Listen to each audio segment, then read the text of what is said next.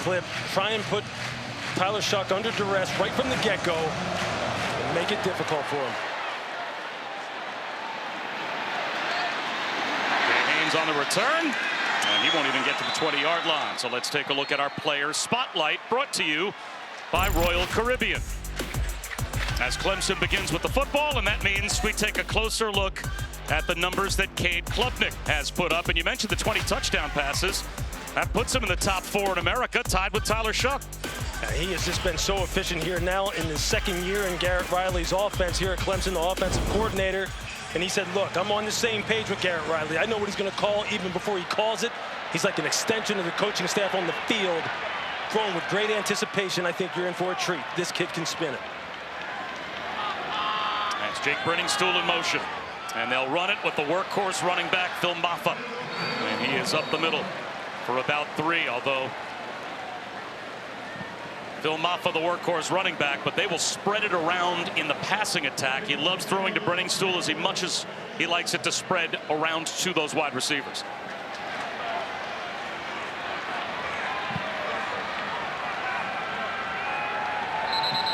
Flags down.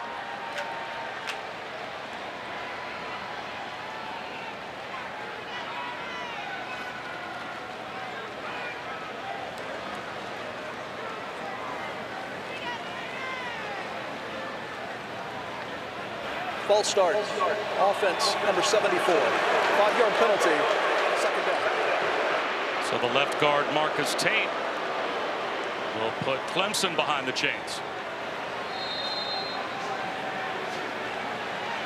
I think if you're defensive coordinator Ryan English from Louisville, you just want to keep things simple here. They've had a lot of issues as far as communication errors on this side of the ball. You just want to keep Clemson in front of you. Klubnik with a check down. Mafah brought down. TJ Quinn led the team last year in tackles, leading the team this year in tackles, and it's 3rd down and 12. This is the kind of third down and distance that you want if you're defensive coordinator Ryan English. Look, you want to make sure that your team is playing with good eyes, rushing the passer with lane integrity. Cade Klubnik can take off and pick up first downs with his legs, but if you're Louisville, this is the kind of start you're looking for.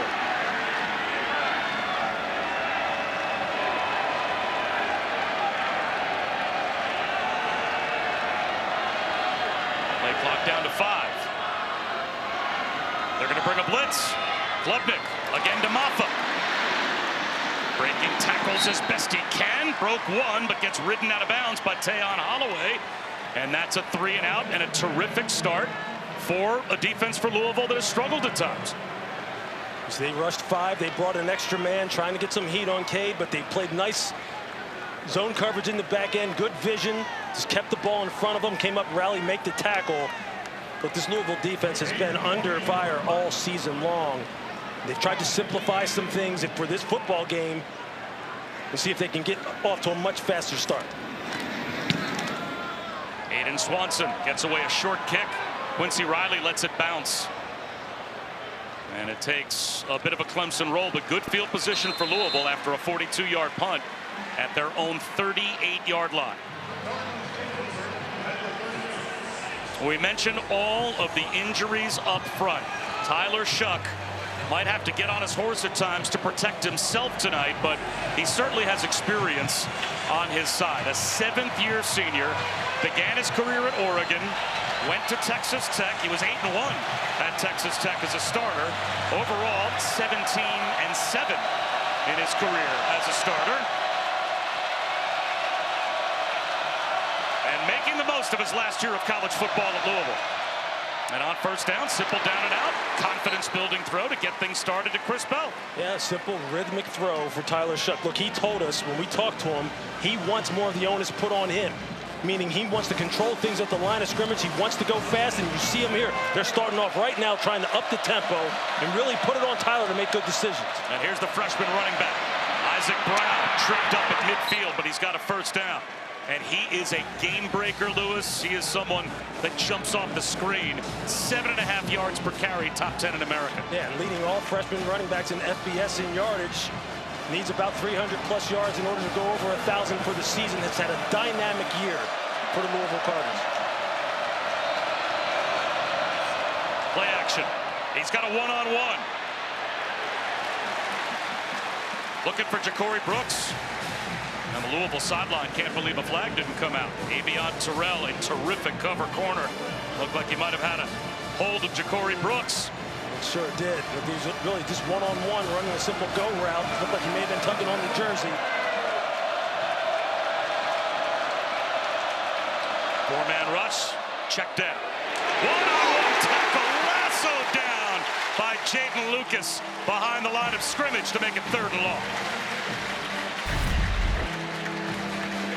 See Jaden Lucas, you're going to see him here from the high end zone look. You'll see him coming to your screen. They were playing a 2-deep shell type coverage. He's just playing it top down on the outside as kind of a flat defender in a cover 2 look. Broke on it perfectly. This secondary for Clemson is young and aggressive now. This power rushing front. They are huge up front. TJ Parker, Peter Woods, Peyton Page. These guys can get after it against this banged up Louisville offensive line. They rush 4. Shough finds a soft spot in the zone. Wide open. It's Ja'Cory Brooks. A first down on 3rd and 13. He picks up easily first down yardage all the way down to the 30-yard line, a gain of 22. Looks like a little bit of a mix-up in their underneath coverage. You had some guys playing zone under or man-to-man underneath. They're playing zone in the back end, and it just leaves a void in about that 15 to 18-yard curl area for Ja'Cory Brooks, who's been on an absolute tear. You can see it here. Look at the huge hole on the second level. Again, a mix-up at the second level in terms of zone versus man. Guys not on the same page. Great start for Louisville. They'll run it up the middle with Brown. Did the ball pop out? Players reacted as if it might have. As Peter Woods made the stop, it's a gain of a couple. It'll be 2nd down and 8. How about the confidence you think Louisville would have built for themselves last week, coming from 20-0 down late in the 2nd quarter at Boston College? It was the 4th biggest comeback in program history. They were down 10 in the 4th quarter. They had lost 47 consecutive games when trailing by 10 or more in the 4th quarter and came back and won. Swing pass. Bouncing off a tackler. And getting popped out, Khalil Barnes was there to make the stop on Brown. Again, you see just how quickly Tyler Shough is making his decisions. He understands what he's up against up front. He understands that the pocket may be compromised with the power rushes that Clemson has. But as he told us, I'm as comfortable as I can be in this offense right now. I want Jeff to put the onus on me, head coach Jeff Brom, because he feels dialed in with the play calls where the ball needs to go and with his big play receiver. So now keep an eye on number 1, Ja'Cory Brooks. Keep an eye on 24, Amari Huggins-Bruce in the slot down here at the bottom. Another 3rd down, 8th play of the drive. Flags down. This play blown dead at the line. It's going to be a false start. This is going to back Louisville up. False start. Offense number 24. 5-yard penalty. It's 3rd down. So now it'll be 3rd down and 11. This place is loud now. I mean, you have to manage the kind of noise and chaos that this venue presents. As you see Jeff Brom on your screen, trying to get the play call to Tyler Shough. I mean, they have great field position here. You want to stay in this field position. You want to get some points out of this drive. You want to start fast. That's something Louisville has struggled with. Now, who do they go to? Who's the go-to guy? Again, keep an eye on Huggins-Bruce, number 24, and 1, Ja'Cory Brooks. Yeah, Death Valley's loud. Death Valley at night, deafening. Wide receiver screen. Flags everywhere. Well short of the first down. So we'll have to check the penalty markers. Barnes and Terrell combine on the stop of Chris Bell.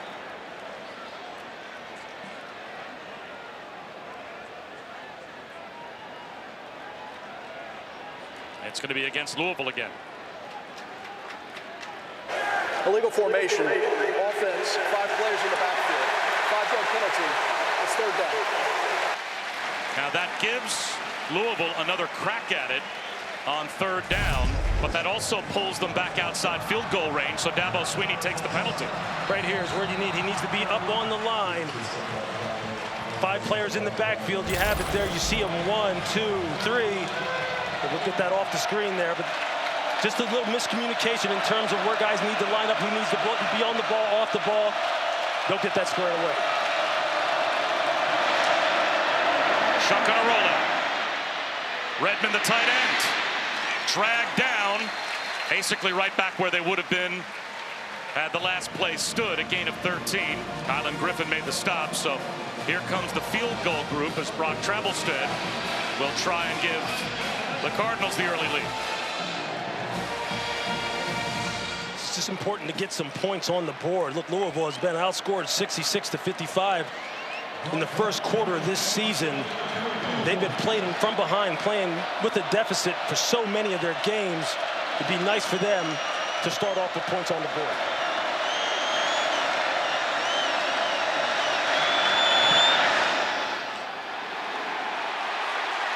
He misses it left. A missed opportunity for Louisville on special teams to strike first. This is just not what you wanted. You want to get some points on the board, but if you're Clemson, you're rolling.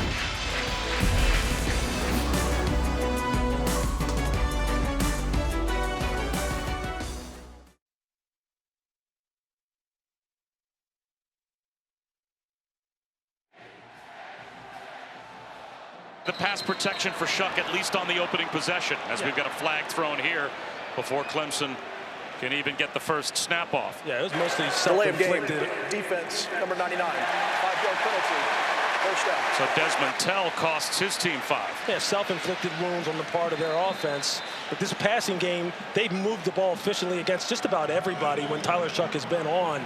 So that's a good thing for Jeff Bromans. You see him right there wearing the referees out. Klubnik out of the pocket on 1st and 5 and just throws it away.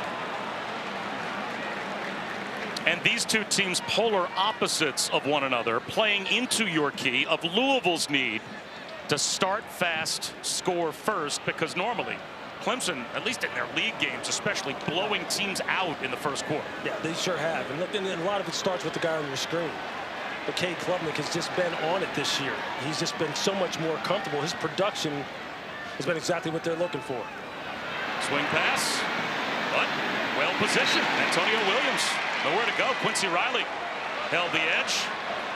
He got some help from Antonio Watts as well, as those two stay at home for a loss of 3. What you're seeing is a much more simplified defensive scheme, a lot more zone, a lot more eyes on the quarterback, and then read the routes as they progress down the field. Not a whole lot of blitzes so far, not a whole lot of 5- and 6-man pressures. Just trying to keep it simple so these guys can play fast. And you see also, they're getting the calls from the sideline. No more coach-to-player helmet communication. They want to keep it simple, and everyone take responsibility. 4-man rush on 3rd down and 8. Klubnik, jump ball to the sideline, broken up. It'll be another 3 and out, forced by the Louisville defense. Tayon Holloway there to get another pass defensed. Again, just good coverage down the field, rushing with some lane integrity. You see the two interior rushers. And then you see Tayon Holloway just making the great pass break up against TJ Moore. Got a good break on it. But again, there you see Ramon Purrier just on the outside, rushing with lane integrity, making sure he can keep Cade Klubnik in the pocket. That's as good of a start as you could hope for Louisville's defense. Aiden Swanson with a line drive. Huggins Bruce fields the charity hop that gets bottled up. Nowhere to go. Still good field position, though, for Louisville. They'll start at their own 37 this time.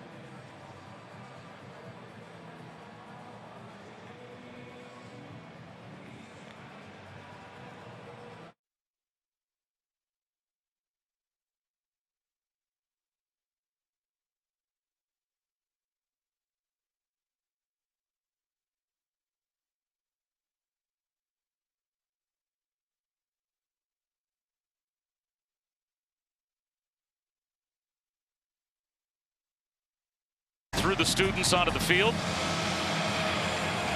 It's a great scene.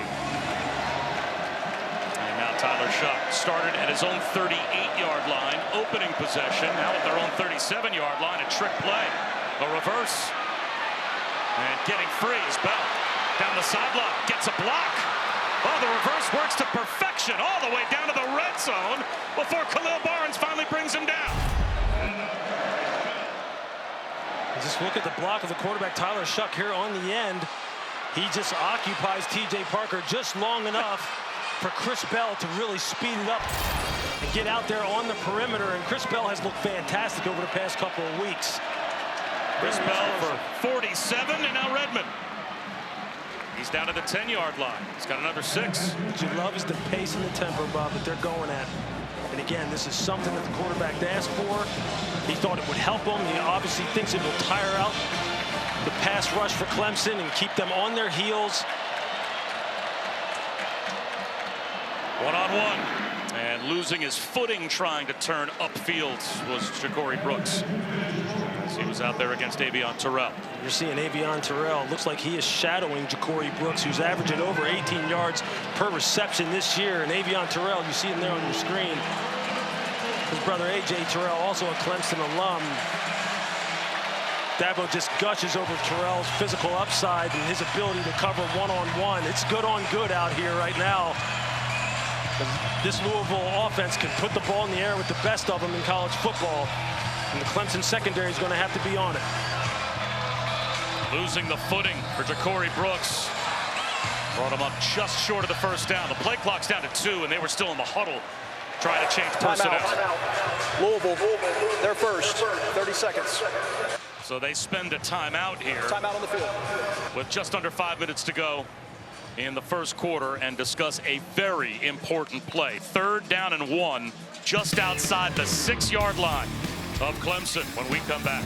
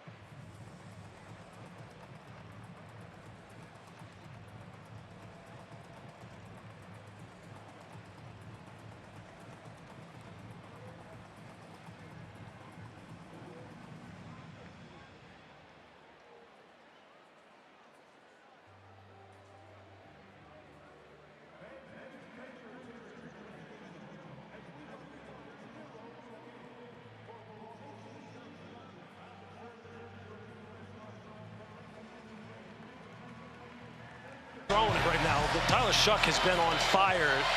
And Jeff Brom usually dials up some good key breakers down here and some tendency breakers and goes to people you wouldn't expect him to. Let's see what he's got. He's got Donald Chaney in the backfield, the 220-pound running back, and all the tight ends on the field as well. And now it is 3rd down and 6. Michael Gonzalez will be called for a false start. So wipe away that whole sideline conversation. Now the whole play calling situation changes, you would think, unless it was disconcerting signals. On the Louisville side's pointing at Clemson. Delay of game. Defense. Wow, there you go. Disconcerting signals, number 19. Penalty is half the distance to the goal. Results on the first down. So that gives them a first down. They don't even have to run a play. First and goal. They called that on DeMonte Capehart, number 19, who's been a fantastic player for them. You see him right here in the middle of the screen. Can't intentionally try to draw offensive linemen off sides using disconcerting signals, whether that's with your voice, quick movements, something to deceive the offensive line and make them jump. They really tried to crack down on it. Now you get Louisville a fresh set of downs. Mark Redmond, Nate Kariski, both tight ends on the field.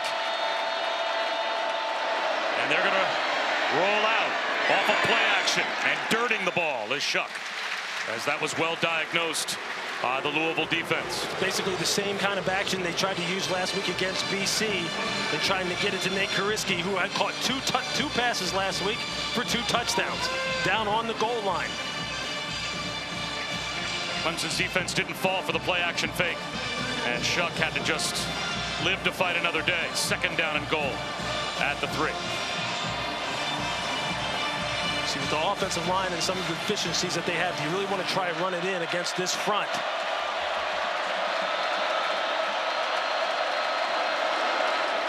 Play action again. Shough heaves it out of the back of the end zone. 3 tight ends on the field, and Chaney out there as well. Again, they go play action to try and fool Clemson, and again, Clemson doesn't take the bait. And you can see T.J. Parker coming off the top of your screen. Number 3, you see him right there. Making sure you take care of TJ, who is the #1 pass rusher for this Clemson defense right now, leading the team with 5 sacks. You got to make sure you know where he is. Keep an eye on number 11, Peter Woods. All 315 pounds of him. He can move around like a small man. Shough back in the end zone looking for a crosser and can't find Bell. Jaden Lucas in coverage. So after all that, it will be the Cardinals trying to break the ice with another field goal attempt. You see Jaden Lucas, who'll come into your screen here as Tyler Shough is looking to try and get this ball along the back end line. Jaden Lucas with the nice coverage.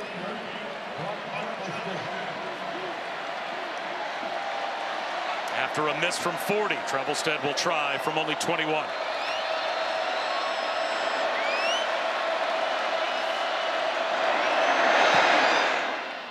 And this time he knocks it through.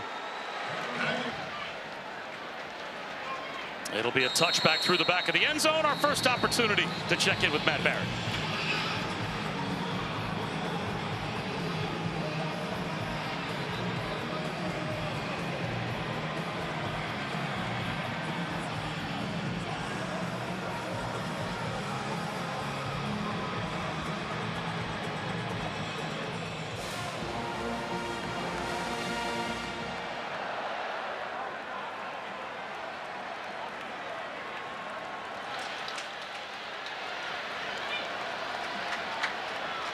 Wow. I'll keep our eyes on that game, as things could change all so quickly in terms of the playoff predictor based on the outcome of that one, as Phil Mafah picks up a couple. Stanquan Clark, the tackle for Louisville.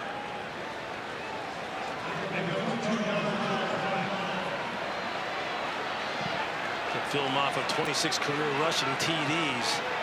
Goes every bit of 230 and is a downhill hammer. They've got to establish that run game. Klubnik lobs one up the seam into double coverage and overthrows the freshman Bryant Wesco. So Clemson is a 3rd and 8 away from starting the game off with 3 consecutive 3-and-outs. Here you're going to see Bryant Wesco going up against Louisville's best defender by far, Quincy Riley. And you see him just playing outside leverage, high on the upfield shoulder. He's got a safety in the middle of the field. Perfect position. Quincy Riley is a story now. And he is going to be someone you're going to see them move him all over the field. He's almost like the fireman. They'll move him around to put out the fires. Whoever's hot, they're going to put number 3 on him. Here comes a blitz. Klubnik to the sideline, climbing the ladder. And forward progress, it looks like, will give Clemson the first down, as that time Wesco is able to haul it in. That is a nice route by the freshman, again, going up against Quincy Riley, using that long catch radius. Mafah up the middle, dragging tacklers. 8 yards. Now Garrett Riley says, hey, let's speed it up here a little bit as well. Let's get into some rhythm. Let's start ripping off some plays. Let's see if we can establish some kind of momentum. Wide receiver screen. Rallying Louisville. Quincy Riley read that immediately and made first contact on Antonio Williams.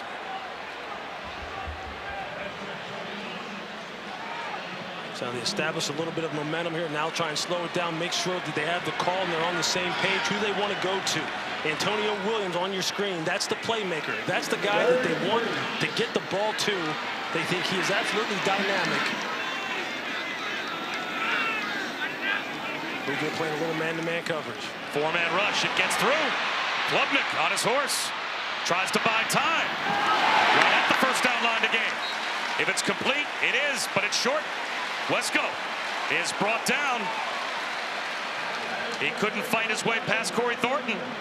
At least not for enough. So now it's fourth down and a half yard for Clemson inside their own 45-yard line. And they're going to bring in some large bodies to go for this. Did you see big number 11 coming in? Peter Woods, 19, DeMonte Capehart. You're talking about 315, 315. There's some big boys in there right now.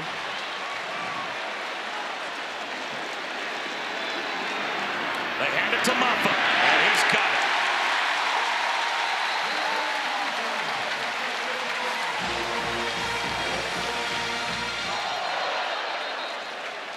You see Mafah just running, just following. For an injury to a defensive player.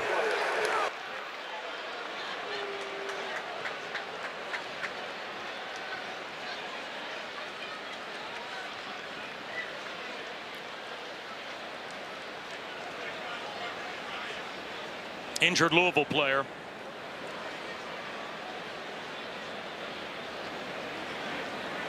And so while we have an injury timeout, we have a quick word from Verbo. Defenses so far have been stingy, and that really showed in the... Done? Look, if you want a house without a host, you should have booked a Verbo. Like I was saying, both teams have really good defenses, and it really showed in the second half.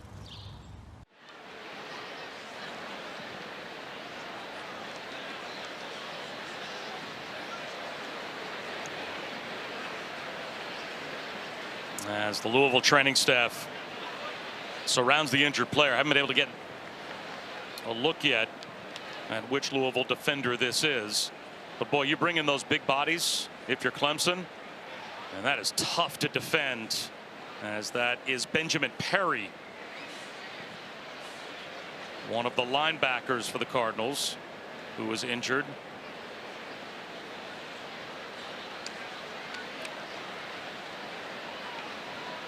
So while they continue to look at Benjamin Perry, we'll check in with Matt.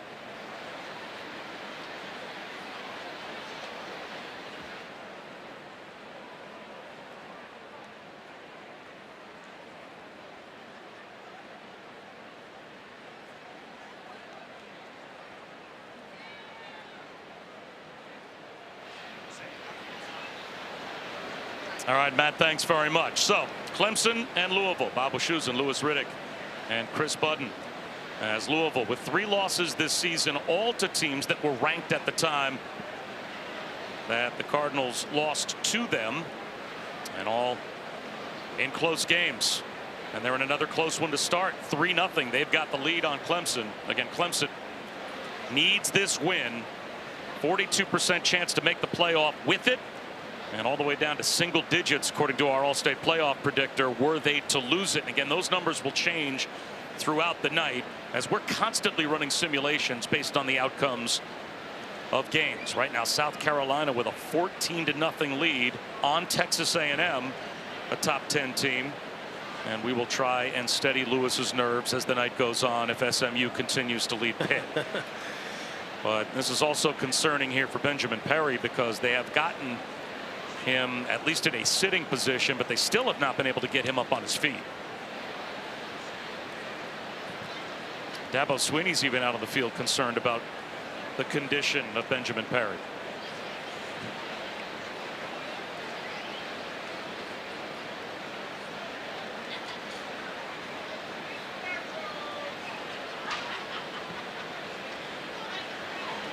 Now Jeff Brahms all the way across the field as well.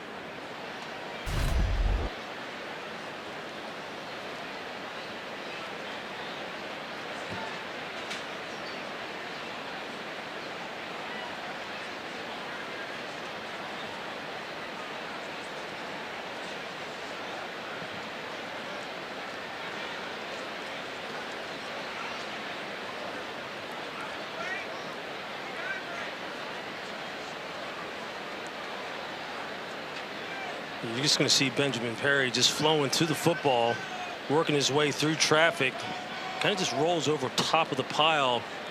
And you're going to see him kind of get up and then just kind of go back down to a knee. You see it right here. Hard to tell exactly what happened. Perry when we can.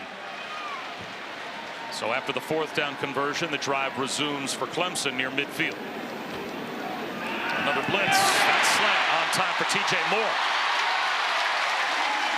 MJ Griffin may have saved a touchdown. He was the last line of defense, limiting the gain to 22. You see Ron English bringing 5, trying to get some pressure on Cade Klubnik.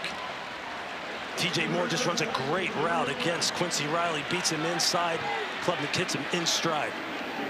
Play action, Klubnik. Quarterback run. Boy, he pays a price, but he picks up 6. He sure did. The safety, Tamarian McDonald, put a nice hit on him. Was able to square him up. And now Quincy Riley is down. Now the crowd booing, but that is the last player that Louisville wants to see hurt and would want off the field against the aerial attack of Clemson. It sure is. As soon as the play was over, Quincy Riley was putting his hand up in the air. Regardless of what was happening, you know, as far as the tempo of Clemson, you could tell right away cramps or something was getting to him. He grabbed his hamstrings immediately. And he is a fantastic player, 14 career interceptions, a bona fide day 1 candidate to be selected at cornerback in the NFL draft. And they need him against this high-powered passing attack. They have missed his presence. He's gotten healthy now.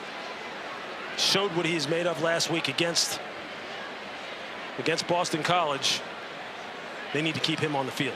And it looks like that is just cramps as they work on the legs of Quincy Riley. So the Sunday NFL Countdown crew has you covered for Week 9 at 10 a.m. Eastern. The Monday Night Countdown crew as well will get you set for Bucs Chiefs at 6 Eastern on ESPN. Joe Buck and Troy Aikman will have the game called from Arrowhead in Kansas City, 8 Eastern on ABC, ESPN, ESPN Deportes. Peyton and Eli once again on ESPN2. And Quincy Riley able to walk off the field. He's walking like someone who those hamstrings and calves are cramping up. That body posture looks all too familiar. If you're Clemson right now, you're rolling. Your passing game's starting to get going. Phil Mafah's getting rolling a little bit. You're seeing Cade run the football some. Play action, 10th play of this drive. Full shot. A little button hook down to about the 10-yard line. TJ Moore again in front of Tavion Nicholson to the 12. We know that Clemson just cranks out wide receivers, and they've got 2 more young ones in number 1, TJ Moore, and then 12, Brian Wesco Jr. These 2 young guys have really taken off and just added to what Antonio Williams already brings to the table. We haven't even talked about the tight ends yet. Brennan Stool and Pat Henry, they can go as well.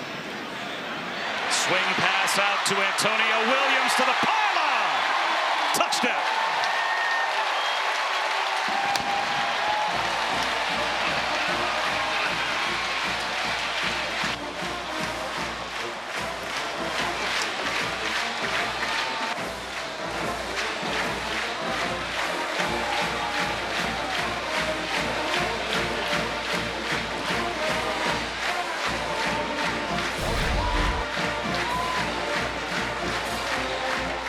Antonio Williams, he's just one-on-one against the safety, MJ Griffin. As you see him, he just gets that left foot inside the pylon, breaks the plane. So after 2 3-and-outs for Clemson to start on offense, an 11-play, 75-yard touchdown drive. And Lewis, now the Clemson offense looked like it got some rhythm to it. Sure does. You can see Antonio Williams here against the safety who was backed off at about 9 yards, and MJ Griffin. Immediately Cade Klubnik is going to identify that and say, look, that's exactly what we want. We can tell the safety has given him some room because he's scared of his speed, especially down here where everything happens fast.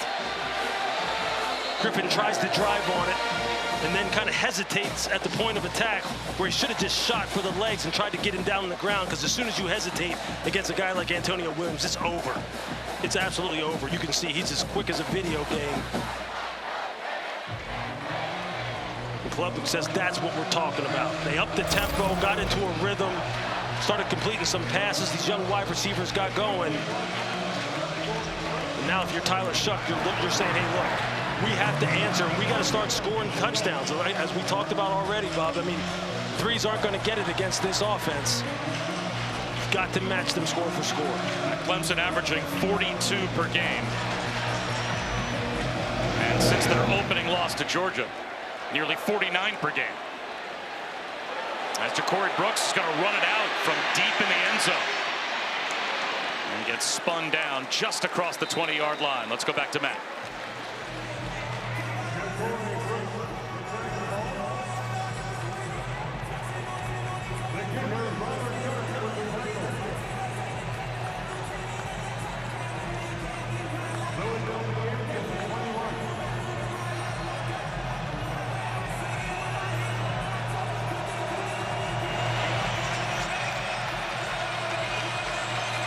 Matt, thanks very much. We have been instructed, Matt, by the way, no more SMU Pitt cut-ins unless it is good news about Pitt, at least on this show. 2 yards. Damonte Capehart there to wrap up Brown, and that will take us to the end of the first quarter. Clemson, a long touchdown drive to take the lead after what? Touchdowns. Start of the second quarter. Blitz coming for Clemson. Flags down as Shough escapes the pocket and throws it away.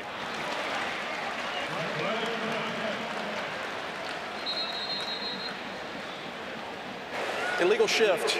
Offense, number 88 and 25, both moving and never reset prior to the snap. 5-yard penalty. It's second down. Correction. Clemson will decline the penalty. It's third down. Self-inflicted wounds. You're backed up in your own territory, on the road, hostile environment, a place you've never won. Just can't afford to have those kind of critical errors. Now you're in third and long. Now the crowd noise is really going to ramp up. And now what does Wes Goodwin do, the defensive coordinator for Clemson? Does he send 5? Does he just rush and play coverage? They're sending pressure. And Shough, long throw to the outside. He had missed on 4 in a row until that one to Chris Bell. What a third down conversion for Louisville. Oh, did they need that? A gain of 14. He let this ball go way before Bell came out of the break. He knew here comes the rush. I have to get this ball out of my hands. Chris Bell going high to make the catch. Shough on a slant, bobbles, incomplete. He tried to squeeze one into a tight window to Bell. It looked catchable. He was not able to hold on. As Jaden Lucas and Wade Woodaz were on either side of Chris Bell.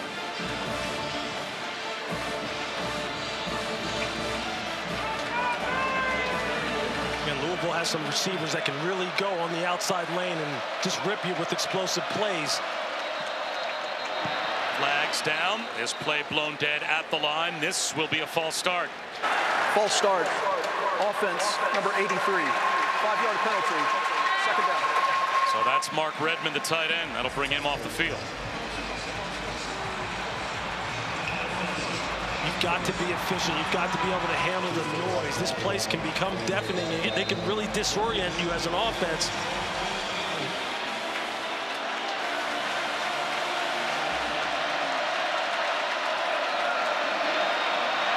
Shough sidearms one. High and incomplete. Cade Klubnik trying to climb the ladder and couldn't haul that one in. Again, this is a team that lost their most dangerous weapon at tight end in Jamari Johnson for the season. He hurt his ankle against Miami. So Redmond, he has had his role expand over the last 4 games, and Klubnik kind of came out of nowhere against Boston College with a couple of touchdown catches last week. But now it's third down and 15. Now you just figure, how do they want to manage this down? Do you have a 3rd and 15 call on your play sheet? Probably not. You just got to figure out how you want to make sure you don't commit any critical errors here. Take care of the football. Incomplete. Ja'Cory Brooks, the intended receiver. That was Woodaz running with it. That's some talent for a linebacker who actually began his career as a safety. Made his first start as a safety in the ACC championship game for the Clemson defense. You're going to see Woodaz in the middle of your screen. Just pick up that deep over that Ja'Cory Brooks is running. Woodaz is such a versatile player at the second level. Can do a lot of things that safeties do, which makes him all the more valuable. Bit of a shanked punt, but it takes a roll for Louisville all the way down to about the 25-yard line. 45-yard punt for Carter Schwartz. And talking, as soon as I get more information, I will let you guys know. Please do, as our thoughts and prayers certainly with Benjamin Perry. He recovers very quickly. On the move, Klubnik. Faked a little check down to Phil Mafah and then picks up 6 on the scramble. D'Angelo Hutchinson came up to make the tackle, but it'll be 2nd down and 4 for Clemson. Again, coming off an 11-play touchdown drive the last time they had it to take the lead. And there you see an underrated part of Cade Klubnik's game. Something that Dabo Swinney told us, that he told him, like, look, when it's there, take off and run. Don't sit there in the pocket if you don't need to. You have legs, use them. You're a good scrambler. There he goes again. Great ball fake. Klubnik. Boy, he doesn't slide. Gets picked up and tossed back. And the crowd not a fan of Tamarian McDonald launching the quarterback backwards. Gain of 9.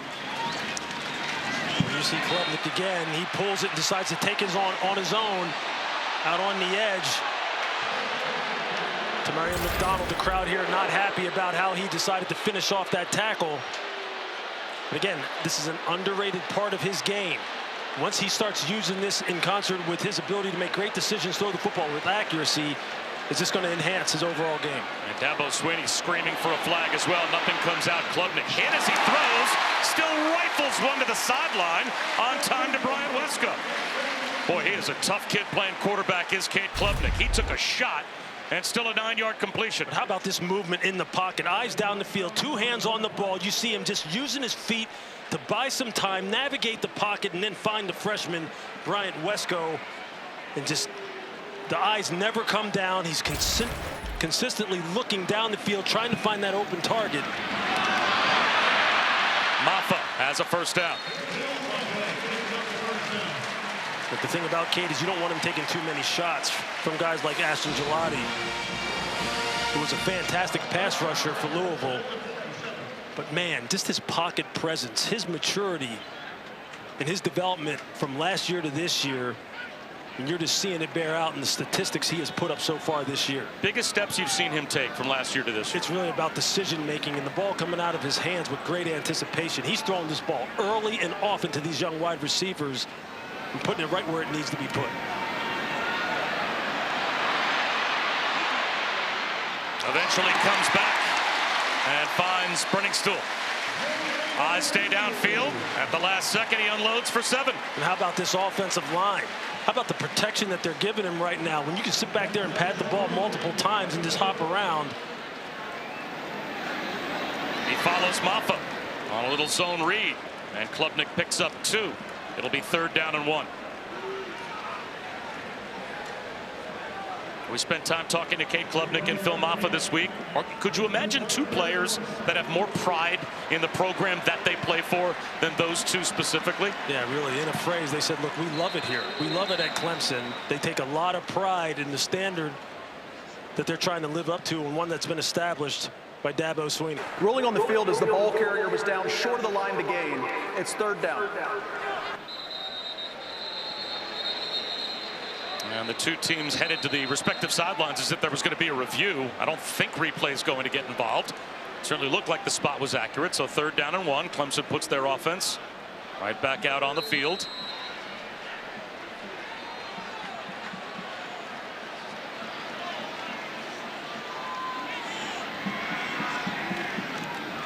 Mafah. Extra effort. I'll have to check the spot. It looks like that second push got him the 1st down, and it did. And you know, that lopsided loss the start of the season to Georgia, Lewis, it kind of brought Dabo Swinney and Clemson to the fore as a bit of a piñata, for they're the team that won't go into the transfer portal. He's holier than thou.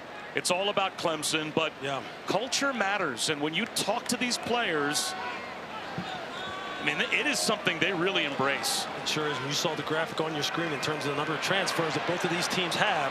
Klubnik down the sideline, and that time Wesco became a defensive back as he knocked it away from Corey Thornton. What they really do believe, though, here, and Corey Thornton is one of those kind of guys, or rather Bryant Wesco is one of those kind of guys, along with T.J. Moore, these young freshmen that they have on this football team. They believe in really recruiting and developing. That's what they are. And then they reward the players here that prove to be productive in their system and prove to be the kind of student athletes they want them to be. That's where their NIL money goes. They don't try to go outside for the quick fix. Mafah is brought down near the line of scrimmage. Gain of a couple. Jared Dawson. And Cade Klubnik said, I'm the perfect example. He said, you know, the way I played last year, Coach Sweeney could have come to me and said, you know what, I'm going to go outside. I'm going to get a different quarterback. He said, I'm not doing that. You are my guy. I brought you here for a reason, and we're going to develop you, and we're going to improve you, and I'm sticking with you. And that message trickles through the whole program. 3rd down and 8. Blitz coming. It's picked up. Ball batted in the air. And it falls into the arms of one of the offensive linemen, it would appear. Yep, Tristan Lee ends up with the ball in his arms, the left tackle. But well behind the line of scrimmage, it'll be 4th down. Yeah, you see him, he's just trying to hit a quick slant right here on Antonio Williams. And linebacker Antonio Watts able to time the pass perfectly and get his left hand up in the air. You're going to see it on your screen. You see the left arm of Antonio Watts tip the ball up in the air, and then Tristan Lee.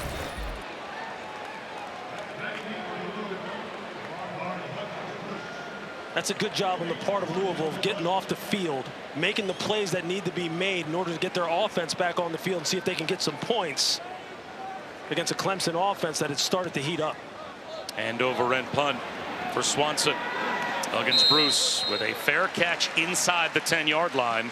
Of course, a Super Bowl champion with the Chiefs, finalist for the Bolitnikoff Award. So it was great to hear the crowd reaction for them. Let's go down to Chris. Important injury update. Bob, injured Louisville linebacker Benjamin Perry has been loaded up into an ambulance where he will go to Greenville, South Carolina to have an MRI. I also watched as he was able to talk to his mom on the phone. She's not here, but he was able to talk to her before he left. Okay, great. Any further information that you get, please keep us updated. 1st and 10 Louisville inside their own 10-yard line. And they'll run it, and getting free is Brown. He's got breakaway speed with a stiff arm from his own 8-yard line with a late flag thrown out of bounds contact as well. He's out of bounds at the 31, a gain of 23, but they might be well out close to midfield if it's 15 Personal more. foul, horse collar tackle, defense number 10, 15-yard penalty, an automatic 1st down. So Jaden Lucas tacks on 15 yards to the end of the run. This is just a well-blocked play, and then you see Jaden Lucas at the end just trying to get a hand on the dynamic Isaac Brown at the end. You just got to try and push him out of bounds. You can't just grab him on the back of the jersey like this. It's a dangerous play. That's how players get hurt.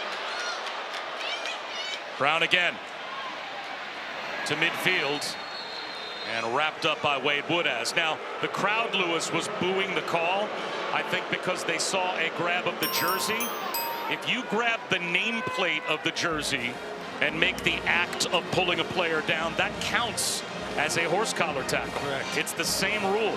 So although the crowd was booing, that action on the nameplate is the same as grabbing the collar itself.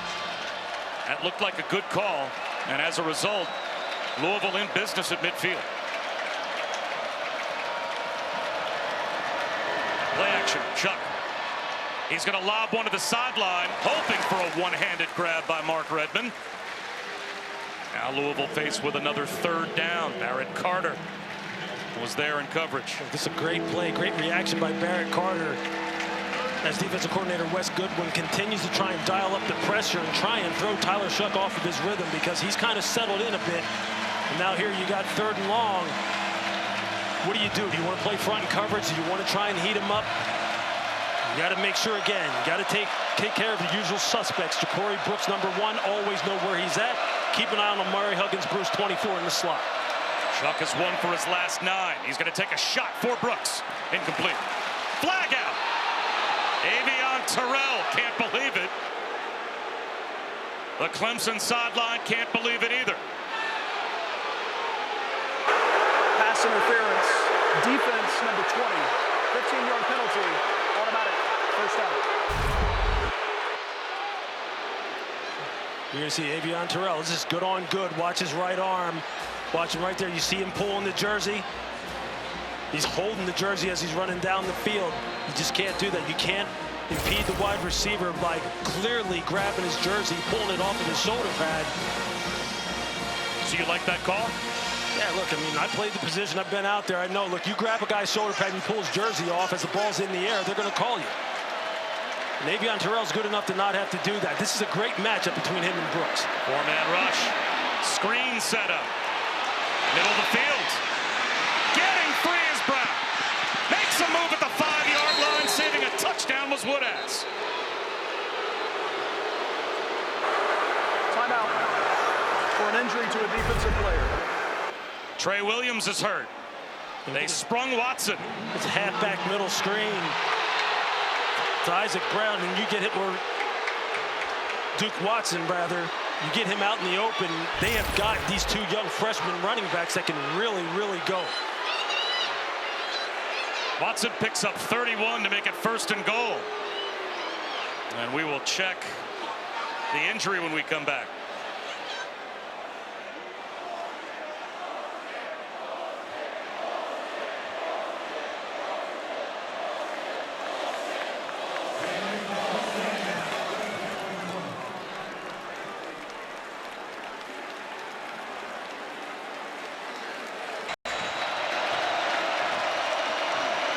Still unhappy with the officials as they line up with the pistol. They give it to Watson. Lowers his shoulders and grinds out a yard or 2. Bottom of the pile was Shelton Lewis. Cut him down just inside the 5 at the 4, and now Lewis is hurt. Yeah. He came up and really supported the run hard. Timeout for an injury to a defensive player.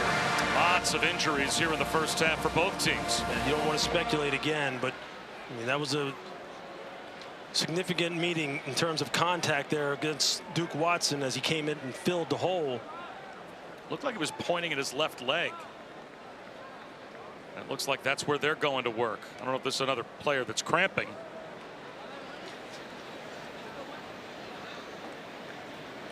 They're looking at his knee.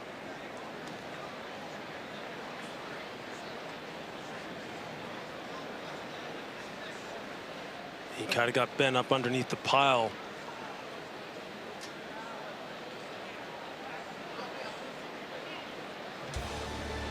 Well, the college basketball season tips off Monday on the ACC network with a triple header. The number 6 Notre Dame women's team will start us off at 5 Eastern against Mercyhurst. And then we'll have a men's doubleheader, number 7 Duke against Maine. And we'll cap the night with number 9 North Carolina hosting Elon.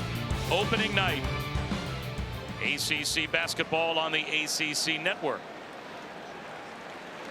Keep our eyes on Shelton Lewis as he will have to be helped off the field, not putting any weight on that left leg. And you're going to see him right there, right in the middle of your screen. You see as the weight of all the offensive and defensive players, his own teammate, come down on him, his knee gets buckled under. You just hope he's okay. So 2nd down and goal at the 4. And give credit to this Louisville offensive line, as beat up as it's been. It has really been protecting pretty well in this football game, creating some creases in the run game. And they got to find a way to get Tyler Shough a little bit rattled. They fake the jet sweep to Brown, a little shovel pass, and he's got nowhere to go. Dragged down right at the 5-yard line by Jaden Lucas. He stayed home on the speedy Isaac Brown. It'll be 3rd down and goal. TJ Parker played this perfectly on the edge. You see him just staying lateral, just mirroring Tyler Shough. Put some indecisiveness and some indecision into his mind as far as, do I keep this? Do I go ahead and pitch it? gave his defenders some time to come and rally to the football. Now here, you wind up heating up the quarterback. Do you send a blitz? You see defensive coordinator Wes Goodwin. What is he going to do? Is he going to play coverage? They only rush 4. Shough out of the pocket. He's going to run for it. Dives! Somersault into the end zone for a Louisville touchdown. Wow.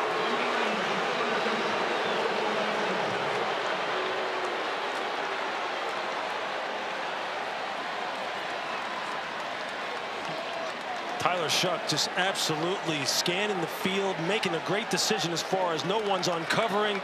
The pass protection is good, but I have an escape route and use my athletic ability that many people underrate. He's someone who doesn't run the football very much, doesn't really break the pocket very much, and then just sells out for the touchdown. That's how you come up with 6.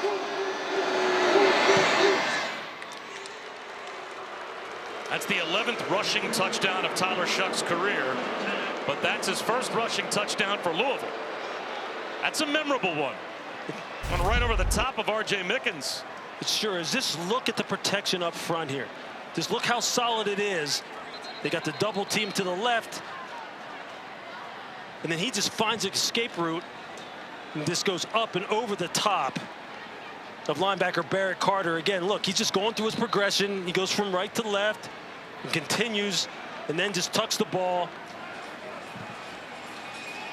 Wow. Went over top of R.J. Mickens, rather. It wasn't Barrett Carter, but nevertheless, it's just a good decision on his part to not put the ball in harm's way. See if he can go ahead and pick up positive yardage, and in best case scenario, get it in the end zone for 6. A 7th-year senior. He has seen a lot. And his contemporaries, some of them have been in the NFL for a while. Chris will have more on that in a moment. Let's see what Clemson can do before halftime. Jay Haynes from the goal line. He bounces around out to about the 18-yard line. Chris. Thought we would take you through a little time capsule since Shough was first in college football in 2018 in that class. Also Trevor Lawrence, Justin Fields, Brock Purdy.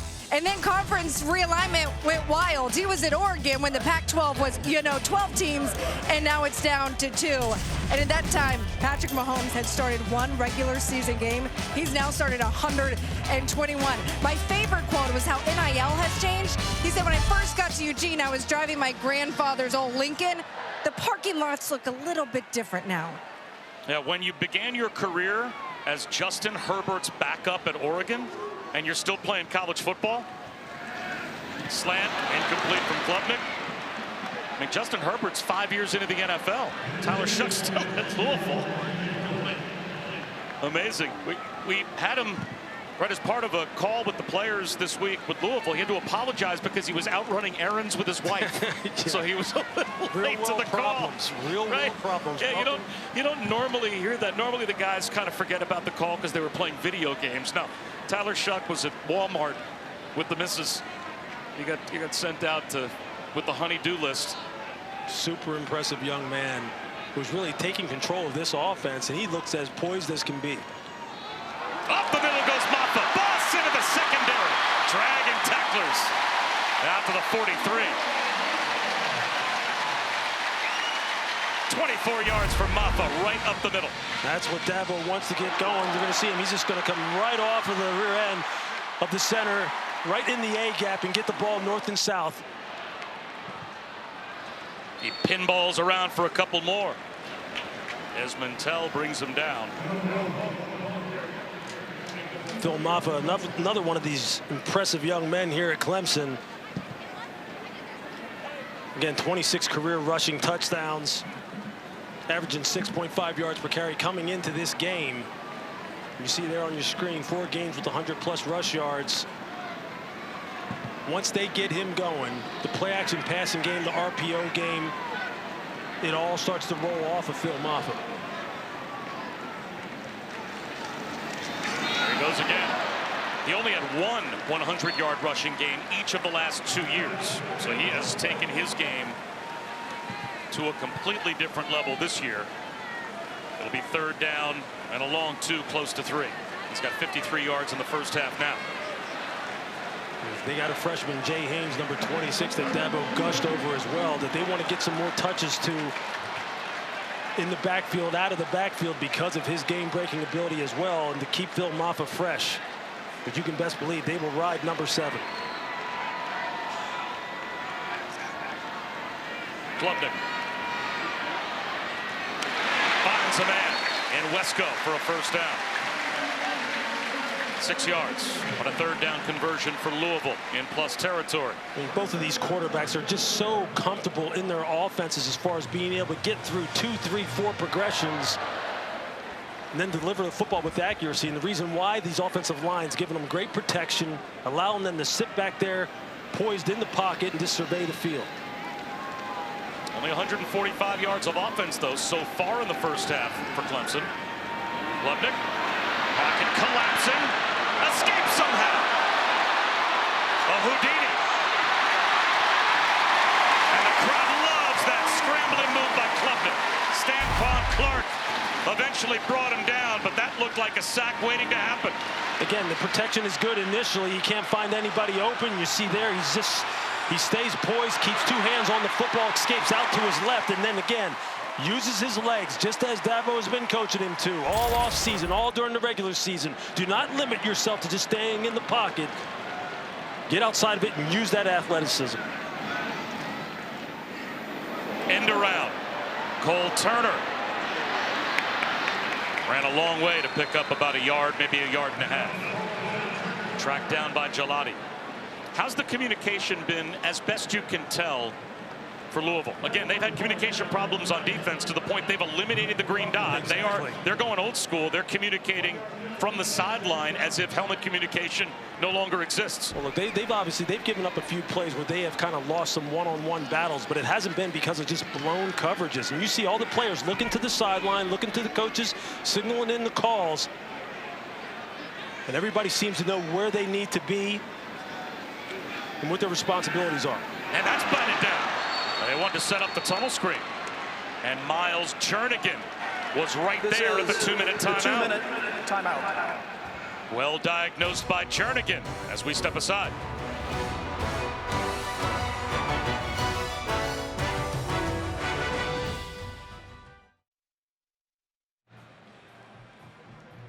Please reset the game clock to 1:58.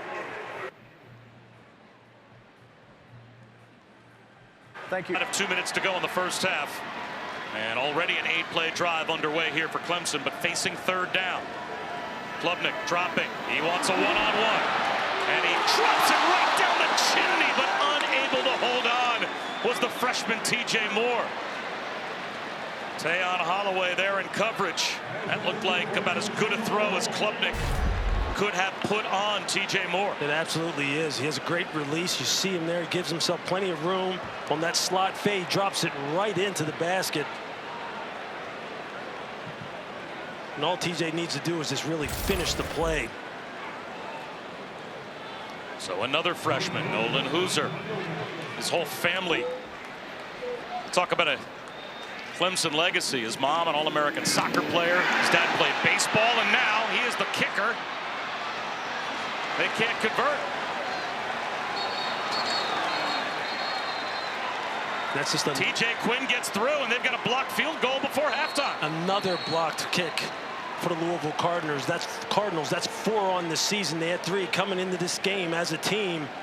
It's something that they have really excelled at. Obviously put a lot of emphasis on the game planning part as far as trying to find some weaknesses that they can exploit, and you're going to see it here.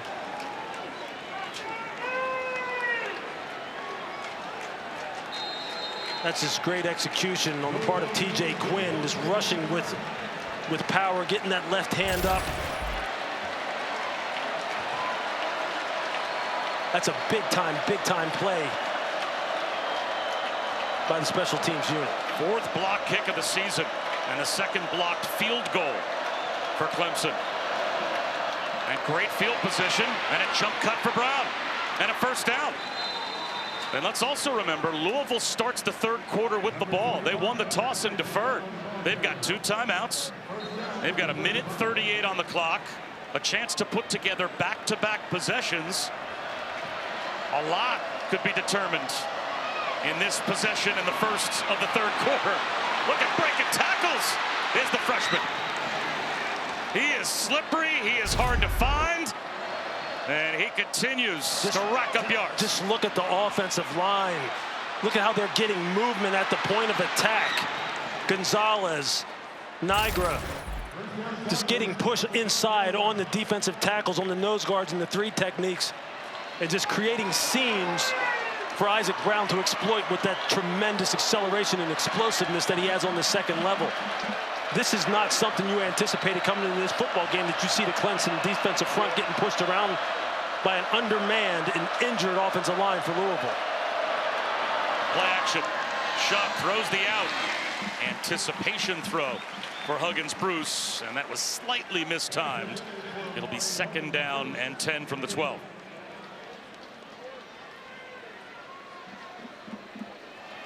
Again, down here in scoring territory, putting the emphasis on scoring touchdowns over kicking field goals. Play selection becomes critical. Running the football is primary. That's what you want to do as an offense. You don't want to throw it because the windows are just so tight down here. And if you're Clemson, you got to find a way to create a negative play here. Get some pressure on the quarterback. They're going to run it with Brown. Finds a crease down to the 5-yard line. Wade Wood has made the stop. And if you're Louisville, let the clock run. Again, the running game is just really clicking right now. You see the tight ends, Mark Redmond blocking on the edge.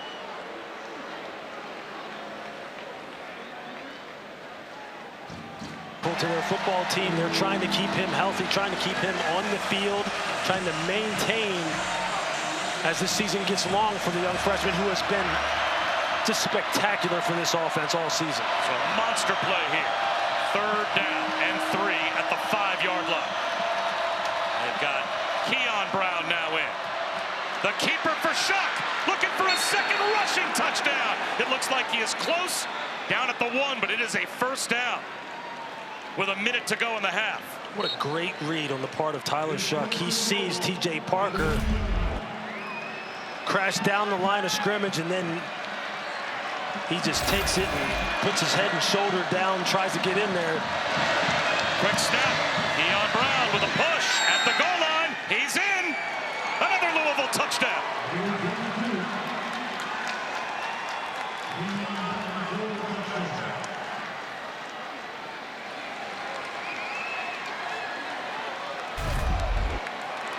Just great blocking at the point of attack on the left side of the offensive line. Then you see the end man on the line of scrimmage, the tight end, Kariski, just getting push, allowing the runners and Keon Brown to just find a seam and exploit it and get in the end zone. You got to tip your cap to this offensive line again for Louisville. They have come out here playing short-handed, just taking it to this Clemson defensive front.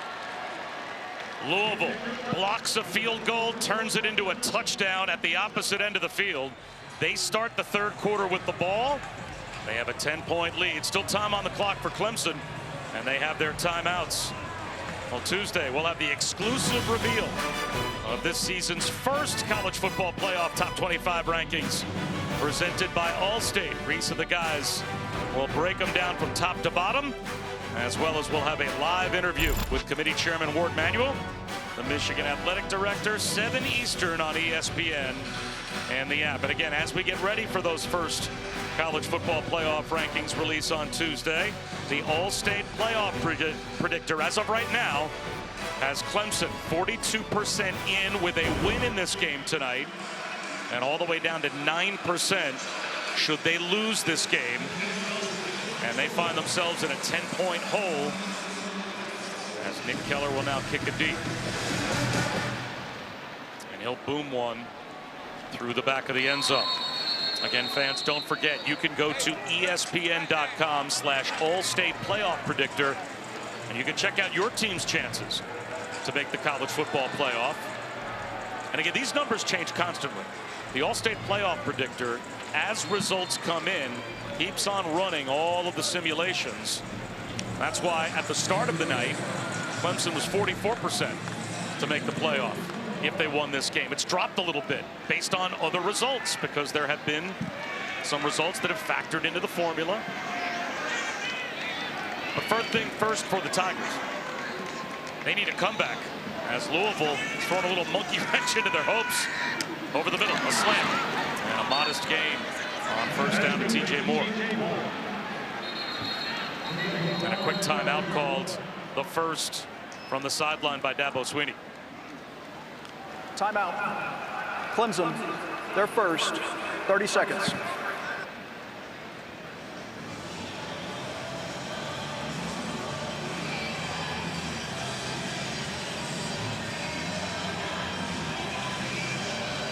All right. 10-point lead for Louisville.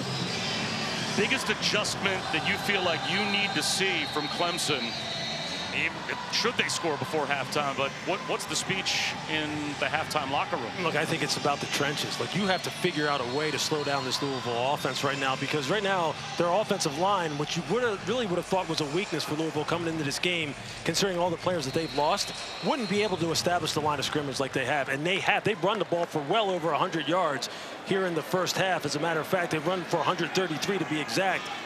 And you're going to have to challenge your defense. Look, you got to get some stops, and we got to get some pressure on this quarterback.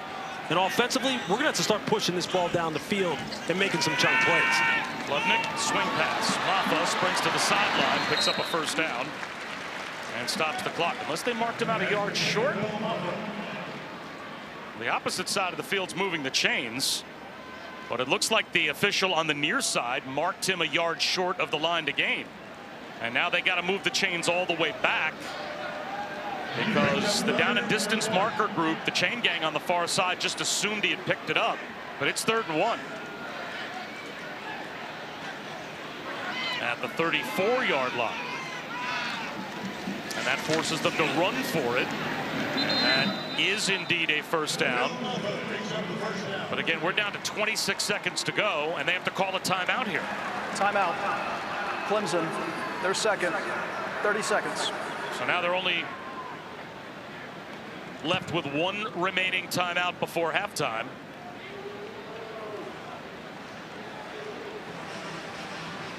As we take a look at our drive recap covered by Geico. And it began with a special teams impact play, Lewis. It sure did. TJ Quinn on the field goal block. You're going to see in there coming off the right side of your screen. Again, that's the 4th block kick of the year for Louisville. And then it's just about this offense and the explosive component out of the backfield. And Isaac Brown, he's been doing it all year long. This offensive line just capturing the line of scrimmage. And then Keywan Brown just finishes off the drive with the tough off-tackle run. I mean, what more can you say? I mean, this game has gone exactly how for Louisville that they've wanted it to go. Control the game on the ground, protect the quarterback, don't give up big plays on the defensive side. Klubnik trying to extend the play, and he is heading south. Now buys time. Fires one to the sideline, broken up. 15 seconds to go in the half. Brenningstool, the intended receiver. Gets the coverage downfield. The man-to-man coverage by the 2nd and 3rd levels of Louisville's defense right now is exactly what defensive coordinator Ron English is looking for. Cade has to pull the ball down, buy some time, avoid the rush, and then try and make some off-schedule plays. It's just very difficult right now for them to establish a consistent rhythm offensively. Give credit to Louisville. Angelo Hutchinson was right there to knock it away from Brenningstool.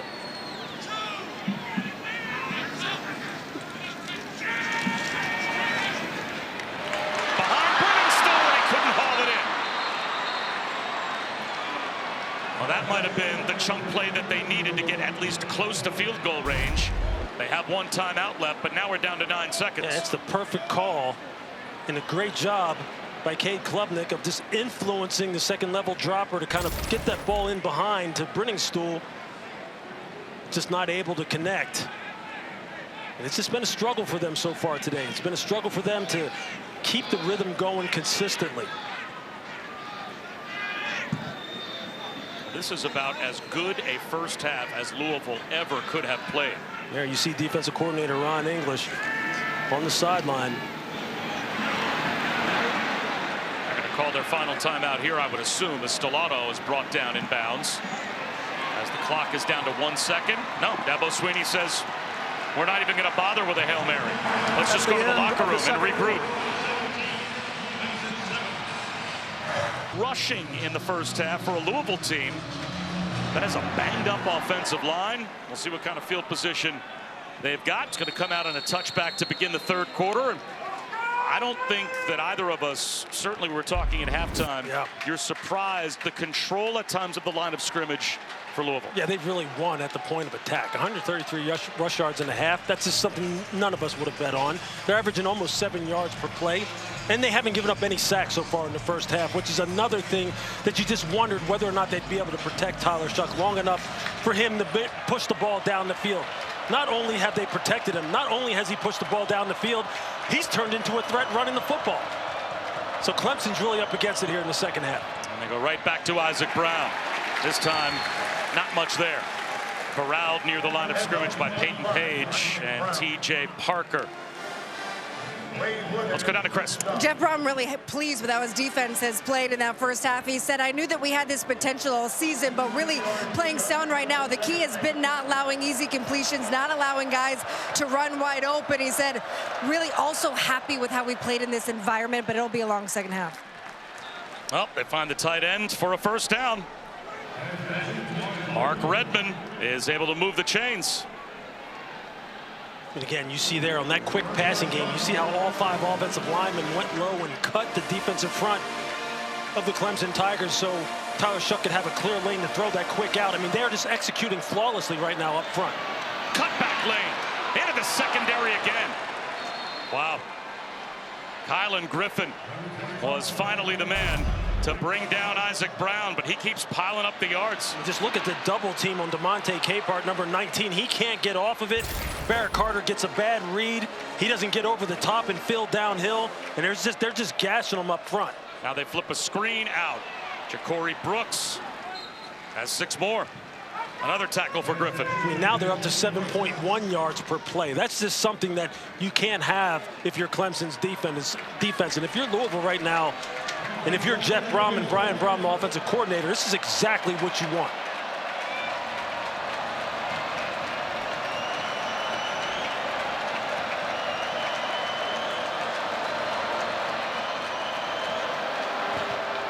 Isaac Brown follows his blockers. Another first down. Ridden out of bounds by Wade Woodaz. But in rhythm, this Louisville offense, 7 more yards for Isaac Brown. And he's got 101 on the night. I mean, everyone's getting involved, Bob. You see the wide receivers coming in on this kind of crack action where the wide receivers come in and block support.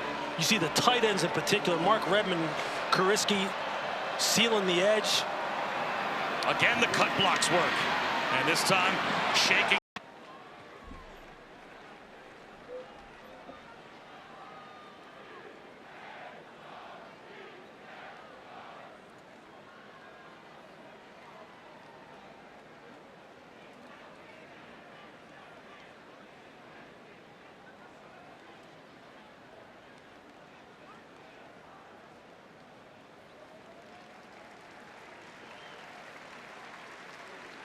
Number 19, DeMonte Capehart, second up on the fly.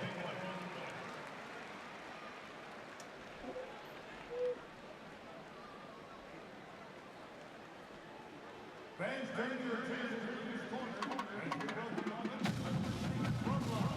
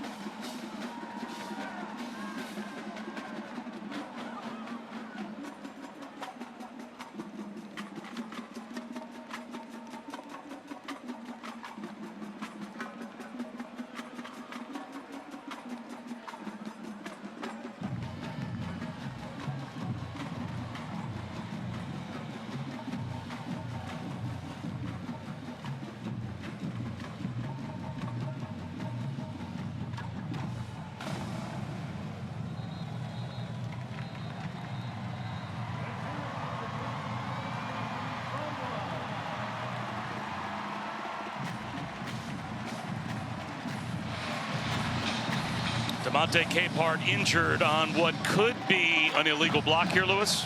Yeah, I mean, you're going to see him here. He's going to get hit by 2 offensive linemen. You're going to see the cut block get executed there, and then you're going to see an offensive lineman come in on that left knee and go right to the side of the knee. That's a very questionable looking block and questionable looking strategy. It's something that they employ. They don't do that in particular, but they've been cutting this defensive line in the 3-step passing game all night long, and it's been effective. Shough drops and heaves one to the back of the end zone. And it's one thing if you are cut by the player right in front of you. Right. It's another thing if you are engaged with the player right in front of you and someone else from the side dives at your knees. Yeah. Damonte Capehart was able to walk off on his own. Hopefully he'll be able to get back in the game. Right now he's in the injury tent. 2nd down and 10. And there is the run defense rising up for Clemson. Let's bring in Matt Austin as he got a look at that replay, and maybe he can help us out with the definition of whether or not that was a legal block or not. Matt. Yeah, it's a legal block because to be a chop block, it has to be a high-low or a low-high combination. But anyways, these blocks, if you're on the initial charge, then you can block low. And I think both of these blocks were on the initial charge. They were also both low, so yes, that was a legal block. Wow. 3rd and 13. Shough on the move. Gets to the edge, throws across his body, and it's dropped. Amari Huggins-Bruce probably would have been able to just back up for a 1st down. Instead, it is 3rd down, or rather 4th down, and they'll have to try a field goal. And again, you're seeing Tyler Shough's athletic ability, keeping his eyes down the field, and able to throw across his body and really throw a nice catchable pass for Huggins-Bruce. It's a missed opportunity on the part of Louisville. Here again, though, they can tack on 3. Take this lead to 13. Travelstead from 42. Try and add to the lead. He missed earlier from 40, knocked one in from short range. Now he's 2 for 3. It's a 13-point lead for Louisville.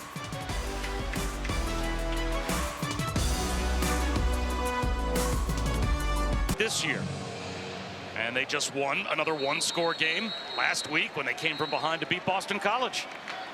Can they hold on tonight? Yeah, now it's going to be up to the defense. Obviously, the offense has to keep being efficient, moving the football, controlling the clock, running it well up front. But now it's up to this defense. Can you keep Clemson on the ropes defensively? Keep a lid on the defense, not allow them to produce those plus 20-yard explosives in the passing game that they've been good at producing so far this year. That means good communication, rushing with lane integrity, make sure that Cade Klubnik doesn't get loose, close down on the run, just do what you did in the 1st half, you'll get a win. Now, it remains to be seen if they can do that. Little play action rollout here for Klubnik. Chase to the sideline and runs out of bounds, no gain. Has simplifying the communication and simplifying the game plan for Louisville been the key? Is that the secret sauce why it's been so effective tonight? There's no question about it. That's probably like 70–80% of their problem so far this year has been assignments, been busts. It's been guys not being on the same page. They have talented athletes at all 3 levels. They have a lot of transfers, especially in the secondary. They needed to get on the same page. Ron English needed to simplify things, and he has, and you're seeing the benefits of that now. Klubnik, 4-man rush, gets home. And this time he can't escape. It's going to be 3rd down and a mile. An 8-yard loss as Gelati and Garrod combine to arrive at the quarterback. Just watch the pass rush off the edge. You're just going to cave the pocket. Just go with bull rush. Just put your helmet right in the chest of the offensive tackle and just push him back into the pocket. Gelati has that kind of combination, power and speed. There he just went with power. The 2-handed bull rush against the left tackle, Tristan Lee. Coverage holds up in the back end. It all works together. 3rd down and 18. Antonio Williams circles in motion. Instead, it's a middle screen that's broken up. Jordan Garrod, who got a half a sack on the 2nd down play, just about had a pick on the 3rd down play. And it's a 3-and-out for Clemson. Down by 2 touchdowns. Just watch the awareness here and the instinctiveness of Jordan Garrard. Watch as he's running this TT stunt inside, how he just gets his hand up in the air at the last minute, and he's thinking, look, I was about to go big man balling, as they say, and have a pick 6 potentially as a defensive lineman. That's the great series for Louisville coming out of the half. Knuckleball punt. It rolls to Ja'Cory Brooks. Makes the first man miss. Flag down. He's loose. He's all the way to the end zone. He thinks he's got a touchdown, but it might be coming back. And we're going to get a block in the back.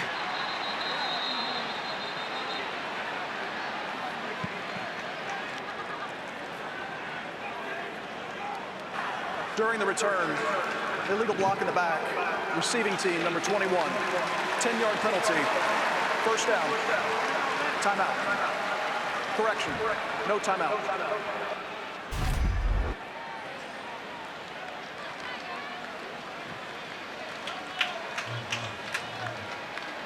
And there you see it.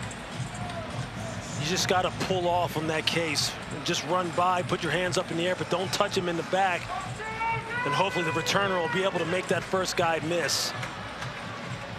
Because if you're able to, you just see the dangerous open field running skills of a guy like Ja'Cory Brooks, who's been just a big playmaker for Louisville all season long.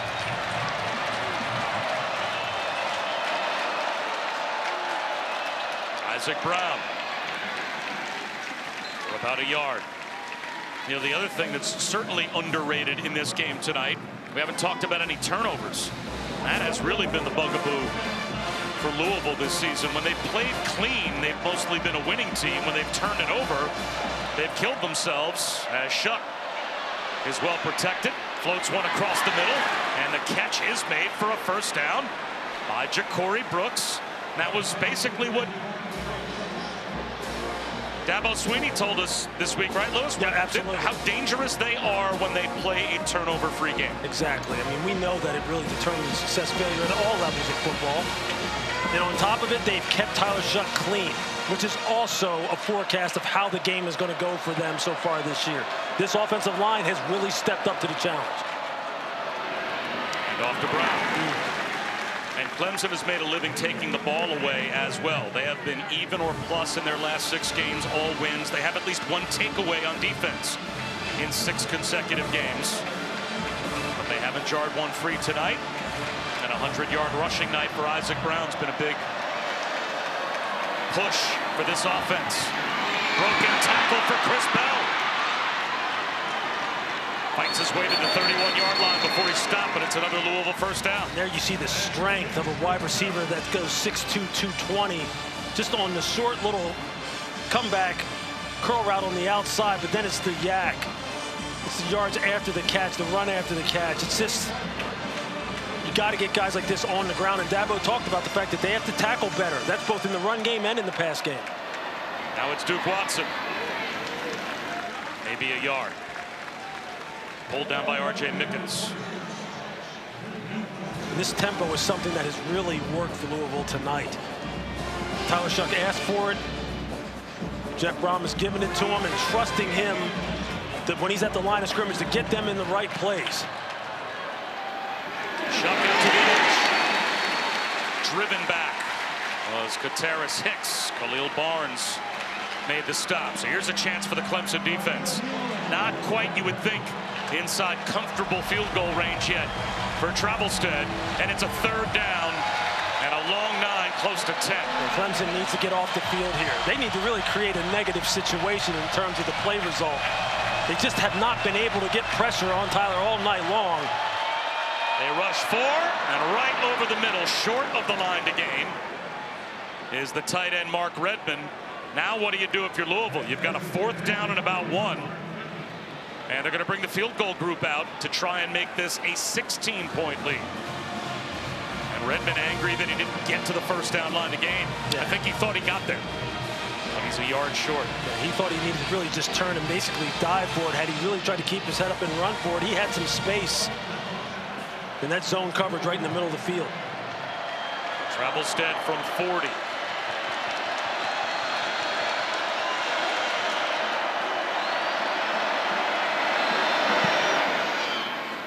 Still a 2-possession game. But it is now a 16-point lead for Louisville. Lots of time left, but the crowd at Death Valley. Who transfers into the Army? Who transfers to West Point or the Naval Academy or Air Force? That would be my guess. No, starts by maybe Clemson's one of them. Am I jumping you? Clemson might be one of them. All right. We're going to end the suspense and answer our Aflac trivia question. The other 3 teams that don't have starts by transfers this season there we go. It's all of Clemson. them. There you go. Sense a pattern there? So I'm sitting there going, it's Clemson to Clemson. It's one of the ones that they gave us anyway. You didn't listen to the question. You know what, Tez? I'm sitting there thinking about the answer, and I'm also thinking about, look, what is Clemson? I'll tell you what does Clemson need to do to start moving this football? So pitch one to Mafah. He finds a crease, and he almost broke it. That was a good tackle by Antonio Watts. If he doesn't get the ankles of Phil Mafah, that's a lot more than 5 yards. It looked like he had an alley. If Louisville's going to sit in this too-high scheme with 2 safeties back in order to protect against the explosive passing game, Phil Mafah has to make them pay. This offensive line has to make them pay. They're in the same look again pre-snap. Now here comes the safety walking down. Mafah. Close to a first down. Can you afford, if you're Clemson, to just stay in a conservative run game the rest of the way, needing 2 touchdowns and 2 twos just for a tie? Right. No, you've got to get the timely play action shot over the top.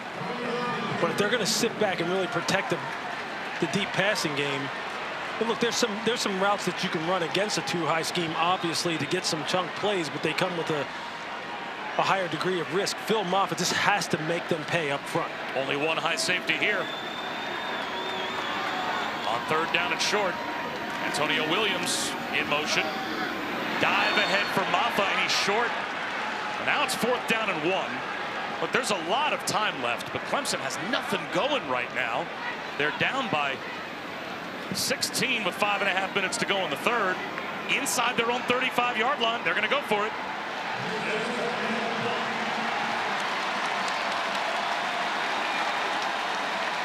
This is a time for a guy like Jake Brinstool. If you're going to throw the football, do you trust your offensive line to get some surge so you can just pick up this first and then get back to the passing game?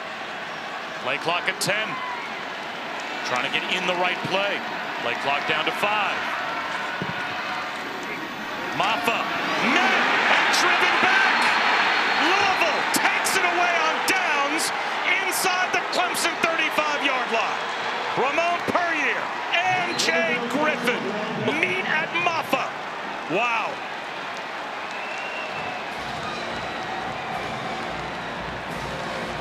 That's just a fantastic play on the part of MJ Griffin. Just watch him here. Watch how he tracks the motion, and then on the snap, he just shoots the gap. And he just comes free and meets him a yard in the backfield, 2 yards in the backfield. Just a timely, smart, instinctive play on the part of the safety, MJ Griffin, to get Phil Mafah before he can get started. Toss, reverse, flea flicker. Shough on the move. Slings it to the sideline, hoping for Redmond. And I don't think he got a foot down. So they try to dial up the trick play after the takeaway on downs. It'll be 2nd down and 10. Louisville has never beaten Clemson. But at least some fans think it's a foregone conclusion already. Yeah, there's a lot of ball game left here. A lot of ball game left, and we know how explosive this offense can be. Clemson is 8-0 all time against Louisville. All of those meetings since Louisville joined the ACC. Shough stumbles, steps up. He's going to run, and he will slide ahead for about a yard. Sammy Brown, freshman linebacker, forced him down, so it's 3rd down and 9. This is a huge play, you would think, especially for the Clemson defense. Dealing here with sudden change, Lewis. Can they get a stop? Most likely outside field goal range. Yeah, I think it's even taken on more importance now in terms of, like, you can't just get stops. You got to get some turnovers here, as you talked about, because of the direct correlation it has to their success. They got to create some favorable field position for their offense. Somebody's got to make a big play. It looks like they're bringing an all-out blitz. Here they come. Shough, batted ball at the line, incomplete. Barrett Carter with a big fist pump. Part of that blitz package. Do you try a long field goal? Travelstead has a career-long yardage of 56 that he made at Notre Dame. He's got this range. And there you see Barrett Carter. He's coming in the B gap, timing it up perfectly. Defensive coordinator Wes Goodwin just selling out and saying, look, I got to try and make something happen. We just can't play coverage here. We've got to disrupt Tyler Shough because he has just been eating us alive. This from 49 technically, but he's 1 for 5 this year from 50 plus. Does he have this one in him? Oh, this is online, and it's got plenty of distance. Boy, if you call that one from 50, he is now 2 for 6 this year from 50 plus. And that's a big 3 points for Louisville because that makes this a 3-score game.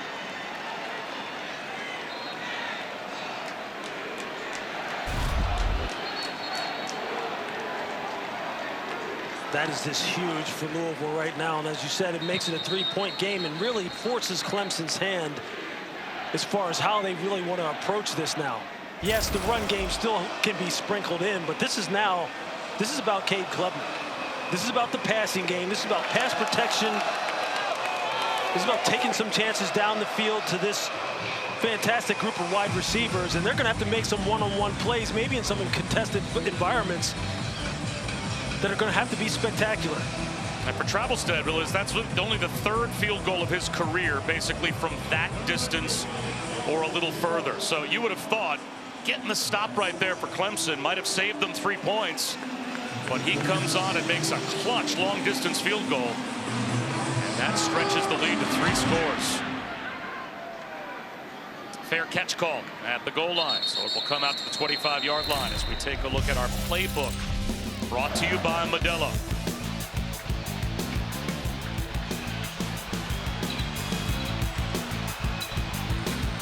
There you see it. I mean, Louisville just absolutely just winning at the line of scrimmage and producing explosive after explosive with this banged up offensive line. And you just see how hard the backs are running between the tackles. And Tyler Shough, someone who's really dealt with a lot of injuries in his career. He's tried to remain a pocket passer who can throw outside the pocket, but really not taking off down the field and running. And you see there, 157 yards. It's just been a dominant performance up front for their offensive line. Klubnik scrambles for about 2, maybe 3 yards. Well, to this point, Clemson has 182 yards. Now 181 yards of total offense. Louisville has 160 rushing yards. So Louisville has run for almost as many yards as Clemson has total yards. You never would have seen that come. The execution on the part of Louisville's pass defense has been spectacular. Mafah breaks a tackle and picks up a first down.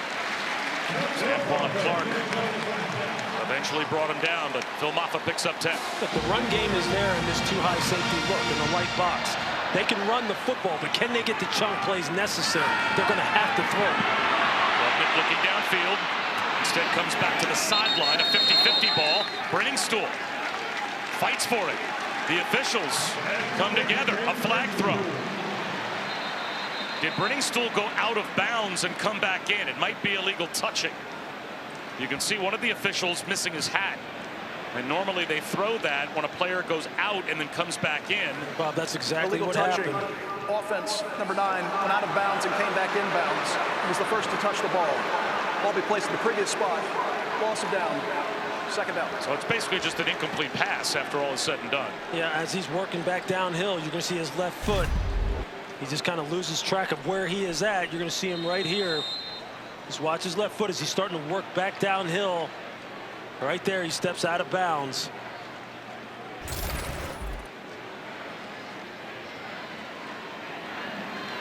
Now it's 2nd down and 10.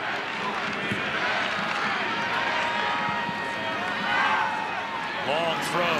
Down and out for Antonio Williams.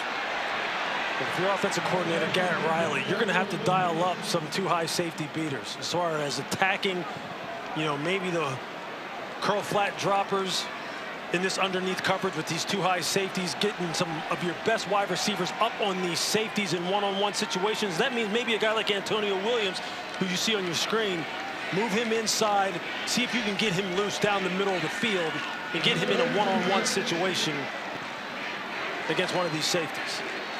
Is he worried that his pass protection won't hold up long enough to allow those routes to develop? I think the pass protection is good enough. They just got to get the right play calls. There's a slam. And it looked for the moment as if Antonio Williams had the first down, and then he retreated a bit, and he's short. It's going to be 4th and 1. It looked as if when he first made the catch, if he just would have moved forward and dove, he had the first down. But on his own, he went back to the 41-yard line. So now Clemson in the same spot they were in on their last drive. They went for it and got stopped. And the play clock's winding down. That the ball carrier was short of the line to gain is under further review. And now they're going to review whether or not they spotted the ball correctly. If he's contacted, it's forward progress. That's a judgment call. And they can review that when the line to gain is at issue. But if he goes back on his own, I don't know, Lewis, you be the judge. You see Antonio coming across the field. I think the ball. We reached the ball out. Needed to get it to the 42-yard line. It's close. See there, he just puts his foot in the ground. He's trying to make. He retreated a bit, but then reached the ball out to the 42-yard line. So they may move the ball forward. The ball carrier made the line to gain. It's first down. I think they got it right. And he reached the ball out, and so now that is a first down for Clemson. That's a big call. Sure is. That's a great individual effort on the part of Antonio, having awareness as to where he needed to get to. Staying up, keeping his knees off the ground. He's going to have to give them a spark on the outside. He's their best wide receiver, their most dynamic offensive player on the perimeter. Garrett Riley has to move him around and get him free. Try to keep him away from Quincy Riley and get him some one-on-ones against these safeties.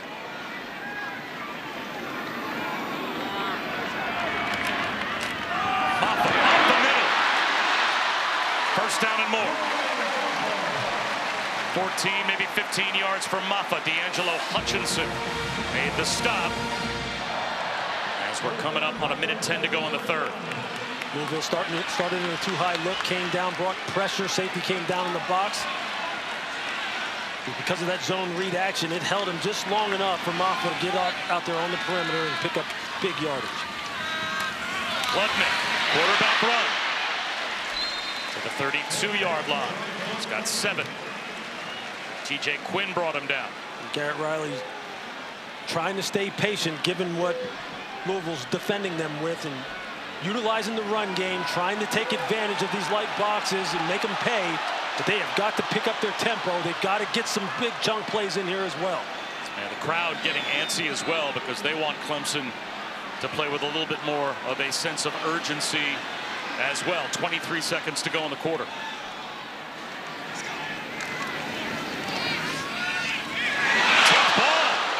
Complete.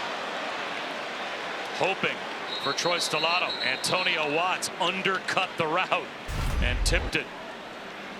It's just a fantastic read on the part of Antonio Watts. You're seeing it right there. Cade never takes his eyes off of Stellato, so all he needs to do is just put his foot in the ground and break with force. You make that pick and return it for 6. And you'll see more fans start filing out of this stadium. That's the 6th pass broken up by the Louisville defense.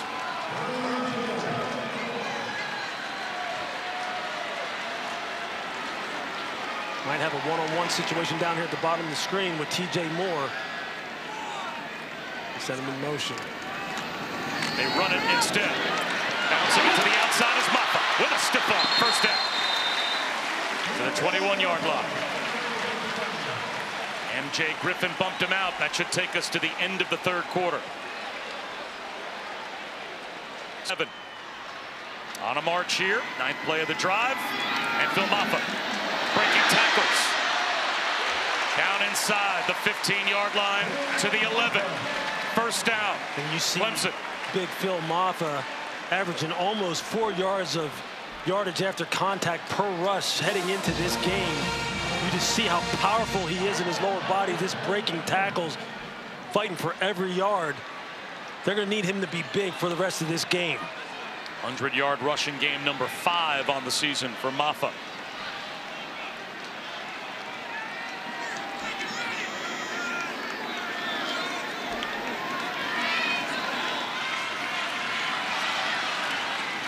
They go to him again. To the 10-yard line, only a yard. And again, this is a 3-score game, and that's only if Louisville doesn't score another point. That's right. And already a minute gone by here in the 4th quarter. So you're going to start again to hear this crowd urge this Clemson team to pick up the tempo. Again, here they come. Who are your best playmakers again? We're going to continue to beat the drum for a guy like Antonio Williams. You have to find a way to scheme him open. Get him some free releases off the ball and get him in a favorable one-on-one. Here you see him at the number 3 in the trips. You see him inside. Now motion across the formation. Blitz coming. Klubnik finds the crosser. Antonio Williams cut back. Only to about the 7-yard line. Tavion Nicholson stayed home. Like the idea, like the thought process here of Garrett Riley. And now if you're Ron English for Louisville, you're saying, hey, look, let's make sure we take care of zero. They've got a lot of size on the field at wide receiver on the outside. Some guys who can go up in jump ball situations. You got to be strong at the catch point. They can get a first down inside the 1. Klubnik, flag down, into the end zone, tipped away, and incomplete. Tavion Nicholson deflects the pass. And now what do you do if you're Louisville? It's a holding penalty, it looks like. I think you're going to get holding. Offense number 71. Penalty is declined. It's 4th down. They decline the penalty. So on 4th down, at some point a field goal does factor into the math. And that means Dabo Swinney, rather than going for it on 4th down from the 7.5-yard line, he's going to send the field goal group out here and have Nolan Hooser make this a 2-score game again. But you're still going to need 2 touchdowns and 2 twos.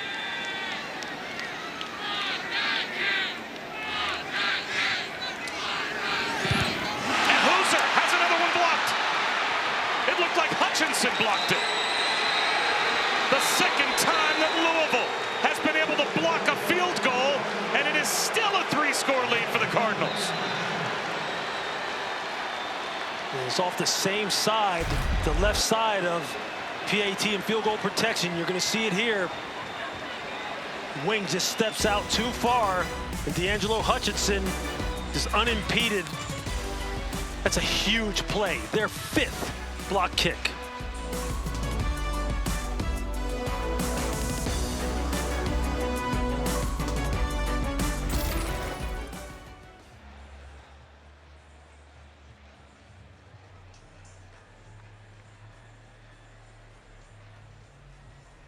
Three block field goals, 2 tonight. A couple of block punts as well. They go back to the ground. Trying to slither free is Isaac Brown. DeMonte Capehart, good to see him back on the field. Makes a tackle after a gain of 2.5. So 2.5 minutes gone by, Lewis, here in the 4th quarter. And if you're Clemson, what do you do gamble-wise on defense here to sell out? I guess to try to rip the ball out. You have to take some chances, I would think. I think you're going to see a lot of guys up around the line of scrimmage. You have to fortify the run front. You cannot allow this football team to continue to run the football as effectively as they have, averaging 6 yards per play on the night. You're going to have to start taking some chances. When you get them in passing downs, you got to send 5 or more. You got to try and get this ball out. And Tyler Shough snaps it with 2 seconds on the play clock, as they should. And they run it. And they don't pick up anything. Sammy Brown makes the stop. I always think it's also the sign of a well-coached team, that if they are a tempo team, but then the game calls for slowing it down, that they're comfortable then slowing it down. And obviously, the game now calls for slowing it down. Yeah, like Jeff Brom a former quarterback who's played this game at a very high level. He understands game management and what it requires. And he also knows exactly how Clemson's going to try and attack the football now. He knows he needs to emphasize ball security to his offense. And if you're Wes Goodwin, you're telling your defense, attack the football, tackle the football. They need a stop on third down. Flag down. And a throwaway by Shough. So that stops the clock as well with 11:08 to go. That certainly does Clemson a favor. And if this is a holding penalty, and it looks like it may be, it'll be declined. Holding. Offense number 70. Penalty is declined. So it's fourth down. That couldn't have worked out better for Clemson. That is a 3-and-out with the clock stopped on third down. Now, what do you need? What do you need if you're Clemson? You've got Antonio Williams back here now to return the punt. But you're telling your punt return unit, hold them up at the line of scrimmage. Don't let the gunners get down the field. And Antonio, do your thing.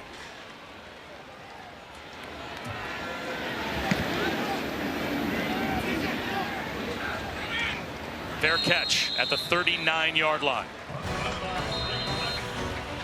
Clemson has it back with 11 minutes on the clock.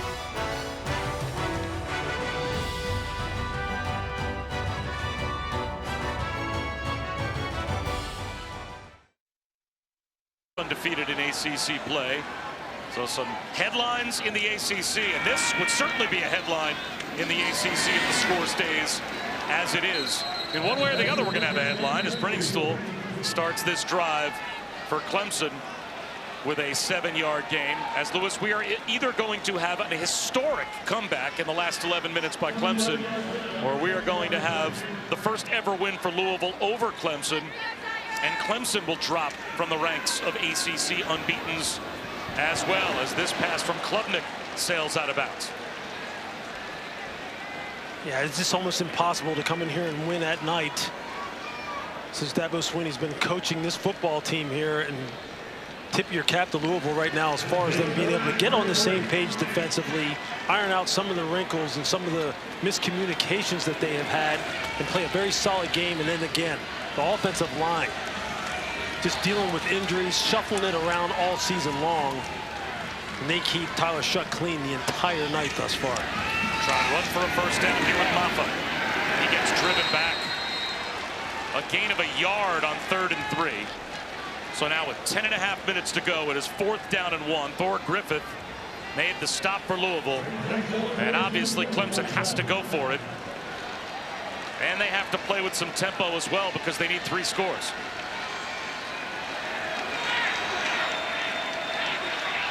Klubnik looks over.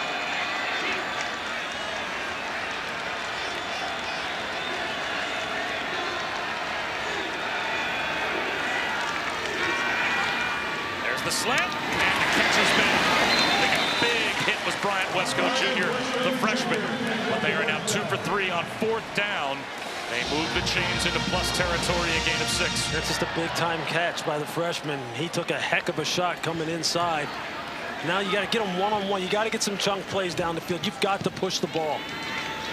Klubnik floats one over the head of Mafah, throws it away.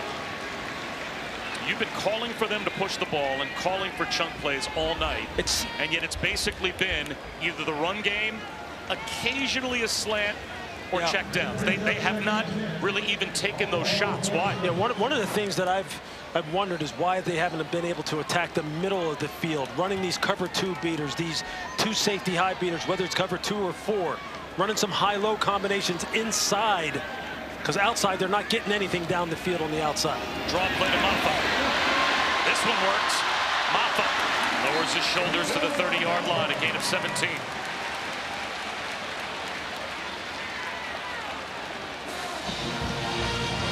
Louisville is saying, look, you can get those runs all game long. Those aren't going to beat us. Those aren't going to bring you back.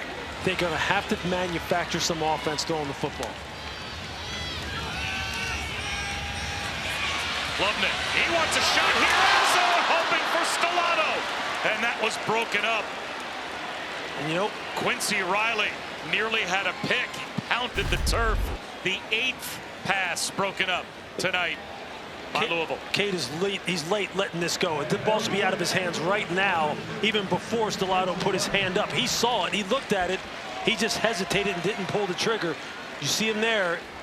He lets that go earlier. He hits that right in the window, and it's something he's done all season long, but for some reason tonight, it just has not been as clear for him. Has not been as decisive for him, and they haven't tried to attack in the middle of the field as much. Quarterback draw. Klubnik gets to about the 22-yard line. Yard and a half shy of the first down. Clark turns him back. So now it's going to be third down and a long one close to 2. Time ticks away. Going to try and run for it. They're not going to get it. The freshman Jay Haynes is stopped. It's going to be fourth down again for Clemson outside the 20-yard line. The defensive front for Louisville just playing with a lot of physicality. Stanquan Clark, T.J. Quinn, Ashton Gelati. These guys have stepped up tonight and met force with force. The clock just continues to tick. And now a late substitution for Clemson. With the play clock at 10, they're still in the huddle. They might have to call a timeout here, and they will. Wow. Timeout. Clemson, they're first. That's 36 seconds deep into the play clock, having to call a timeout with 7:56 to go. That's a frustrated head coach right there.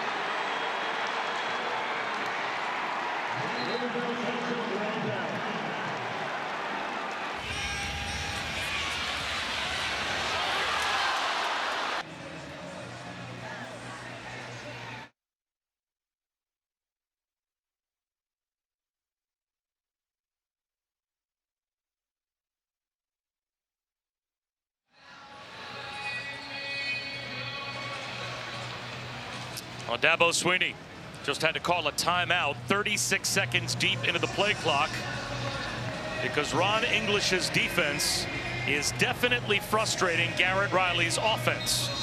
And now Lewis on fourth down and a couple. After the timeout, we'll see what Clemson has in store. Jet sweep.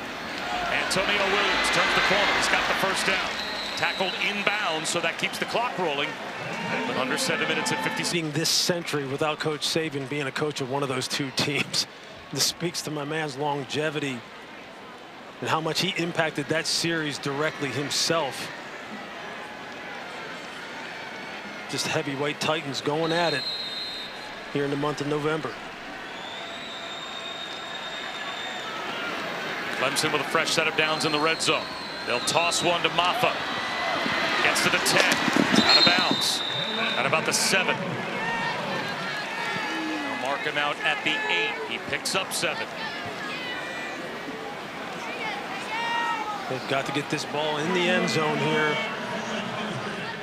At this rate, they're simply going to run out of time, and the crowd can sense it. Yeah, and so can we up here. I mean, it's just, this is going to be a game that's dissected in the end. And they're huddling with 7:13 to go, down 3 scores.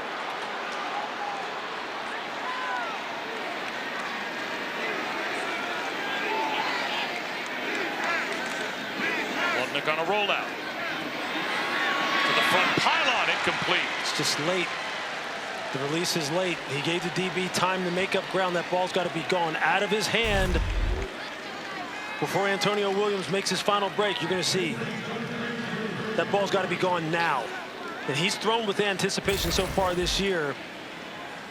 But you let it go that late, these DBs, especially a guy of Quincy Riley's caliber, they're just going to make up ground. You're giving him a chance to recover and finish on that last part of the down with a PBU. It's been the story of this game tonight. Play clock's at 9, and Klubnik is still communicating. They can't take a delay of game penalty here. Play clock at 2. Needs to get the snap off and does. Underneath. Wesco bottled up. That's a first down. But again, the clock is going to continue to roll with 6:45 to go.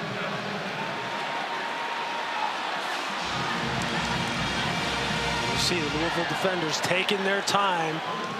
The Louisville defenders taking their time getting up off the ground. Just trying to let this clock keep ticking. Mafah stopped. It'll be 2nd down and goal. 6:23 remaining.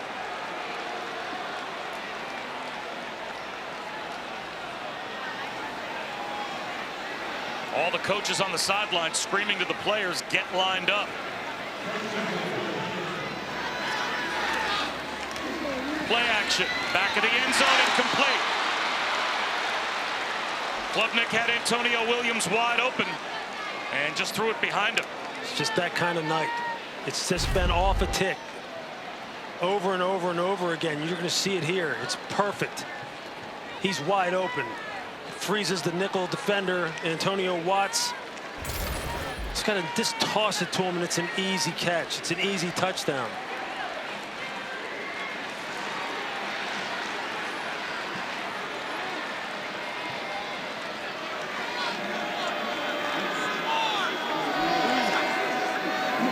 Mafah up the middle, touchdown. Obviously, they have to go for 2. Although they're running Nolan Hooser out. You got to go for 2 here. If you kick the extra point, you're down by 12. This doesn't make any sense. You go for 2 here to try and cut the lead to 11 with 6 minutes to go. They are kicking the extra point with 6 minutes remaining. But now you're down by 12.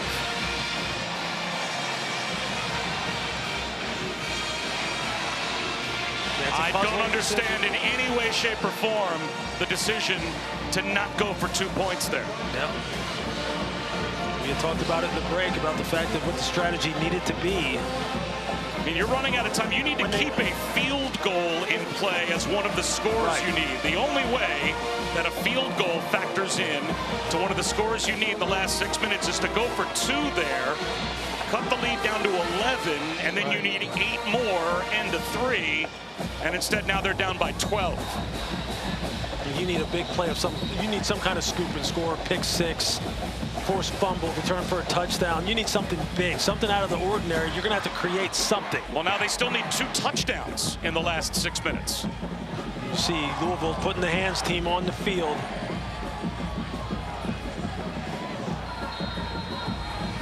So an onside kick. It looks like at least Louisville is ready for it. And it is bunted ahead. And Clemson is after it. There's a scramble for it. Clemson thinks they may have recovered.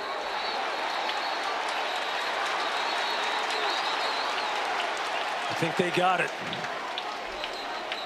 There's going to be a mad scramble underneath that pile, but I think a Clemson. Louisville believes they've got it. The officials have yet to signal. No, it is Louisville ball. He lost it underneath there. Obviously, there's a lot of battling that goes on underneath there. You ever at the bottom of that pile? It's it not fun? pretty. It's not pretty. It's not pretty. I'm afraid to ask you if it's a story you can even say on the air what the worst thing that ever happened to you at the bottom of one of those piles. Nothing like that, but I can just tell you this. There are some people absolutely going at it. In a situation like this, that's exactly what you're expected to do. They signaled Louisville football, and now we've got a conference.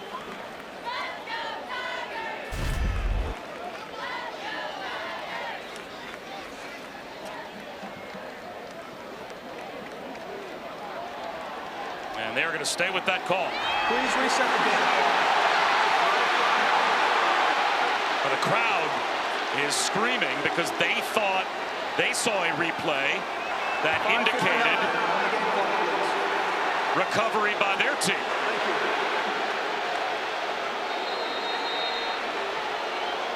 And on that replay, hard to tell. The Louisville sideline, or rather the Clemson sideline, pointing at the board. They might have a case. The ruling on the field of an onside kick recovery by Louisville is under further review. So now replay is going to get involved. It did. It looked initially. It did look initially as if a player from Clemson recovered the ball. A coverage defender had gotten it. Like I said, things happen underneath that pile. Well, Matt Austin, our officiating expert, replay is going to get involved. Matt, what do you see? Well, regardless of who recovered, if Clemson recovered the ball, they had two players that were downfield blocking before they were eligible to touch the ball. Number 17 was one, and I didn't get the other number. So even if Clemson is determined to recover this, they're going to have to re-kick because they can't keep it because they fouled. Ronan Hannafin, number 16. It looks like may have the football there. Now, Matt, my question would be, if a flag was not thrown for a player downfield blocking, as you say, and that call was not made on the field, is that a foul that replay can then call? Or if that foul hasn't been called on the field, is that something the officials miss, and the only thing that can be replayed or at least decided upon here is possession? No, this is one of the few fouls that can be reviewed, and it's because the onside kick is one of the hardest plays to officiate because the officials never get to see it. You see one or two a year. So with all the bodies coming together, it's hard to tell who blocked who, when, who touched the ball. So they opened up the illegal block to replay. So yes, replay should be able to take a look at this and easily determine that it's a foul. Here's the announcement. After further review, the ruling on the field stands. Well, with no explanation as to whether or not there were downfield blocks that were not allowed, or whether or not it was recovery or not by Clemson. They just let the call stand, and that, unfortunately, has now drawn the ire of the crowd.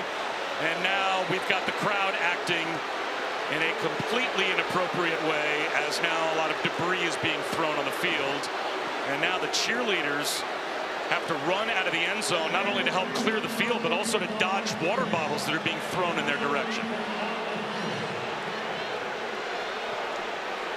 That's an interesting situation. So not only do they not correct the situation in terms of Clemson blocking before they were allowed to, in which case Matt, as he alluded to, would institute a re-kick. They also don't, they say, hey, look, you know, you lost the ball underneath the pile. By the time we got to it to determine who had possession, then so be it. Louisville's ball. Interesting chain of events. And so Louisville's got it, and Clemson will be desperate for a takeaway. And they're not going to take it away. They're not even going to stop the run game. Padding the lead. Isaac Brown. Touchdown.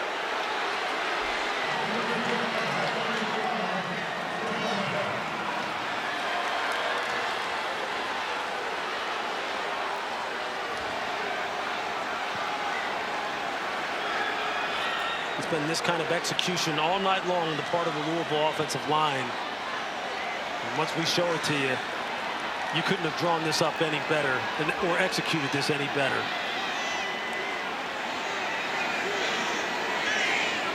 Isaac Brown averages 7.5 yards per attempt, top 10 in America. He's averaging 8.8 yards per attempt tonight against this Clemson defense. 149 yards rushing, a career high, and tack on a 45-yard touchdown. You just take a look at it. You're going to get 2 down blocks, and you're going to get 2 pullers around the edge.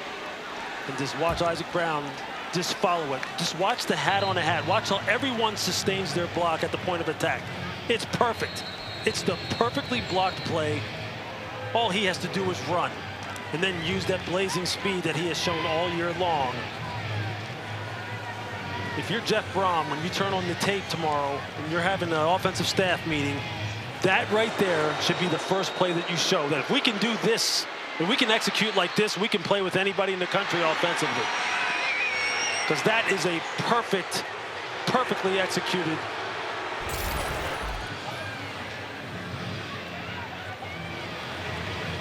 And Lewis, this with an offensive line that is as banged up as it gets. They've started 8 different offensive linemen this season. 2 of those guys are out for the year with injury. And they've got Monroe Mills starting at a tackle spot, playing with a significant injury to one of his knees. And yet they have owned the line of scrimmage tonight. They have run for 208 yards. For the 2nd consecutive week. No sacks allowed. 6.5 yards per play. It's just been an amazing performance. When we looked at this game on the tape and looked at it on paper and really tried to game out how this was going to go, you would have thought that the power and athleticism of the Clemson defensive line would have really been able to take advantage of this banged up unit, and that hasn't even come close to being the case. So Klubnik to Wesco. And a catch and run out to the 44-yard line. Coming up on 5.5 minutes to go. And now this is the tempo that the crowd was, I think, yelling at Clemson to play with when the game was still in doubt. Run up there, snap the ball, and go. It doesn't make any sense that this is what they're doing now, but didn't in the series prior or any of the other series when they knew that the game was in question and they needed to pick up the tempo.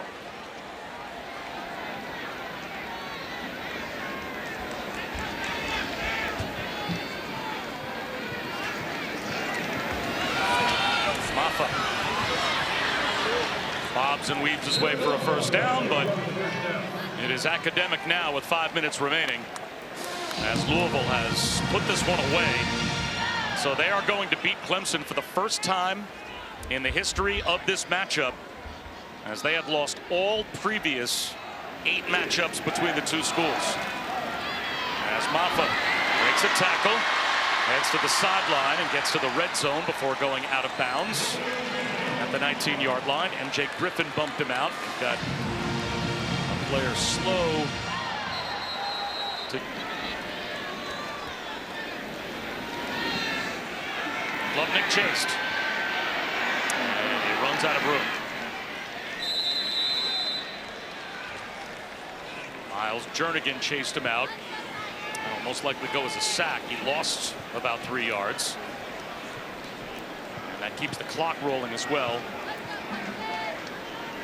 as we approach 4 minutes to go. Jeff Brom talked to us about the fact that last week's game was one of the most excruciating that he has ever had as a head coach. How that first half went against Boston College. How do you think he feels tonight? He talked about, like he said at halftime, he was just sitting there thinking, man, what else can go wrong in this football game? And then they absolutely just blitzed them in the second half, offensively and defensively, got some stops. And they carried that momentum right into this game. Third down here, run it with Mafah. He doesn't get much.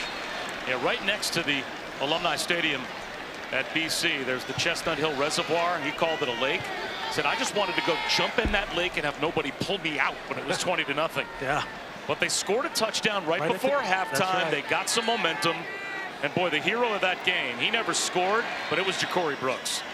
Ja'Cory Brooks caught about 5 hospital balls in that game. It was so tough and helped bring them back. On the field is the ball carrier's forward progress was stopped for a first down.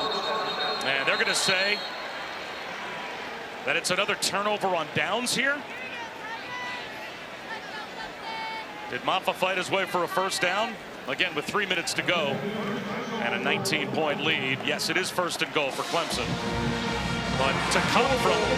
is challenging the ruling on the field of a first down. And Louisville's going to challenge the spot. But to come from 20 points down last week on the road and to win that game, come from 2 scores down in the fourth quarter, the first time that they had done that in 47 games for Jeff Brohm's team, and then to come into this environment tonight and do this to Clemson, very impressive.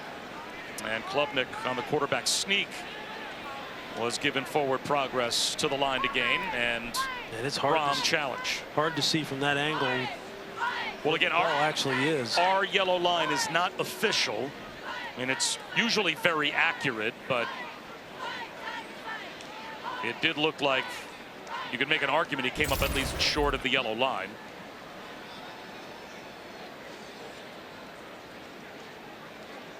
Regardless of the outcome of this play, the resilience of the Louisville Cardinal football team, as you see Jeff Brohm walking there back to the sideline. After further review, the ruling on the field stands. Replay stopped the game prior to Louisville challenging the play. They still have their timeout and the challenge.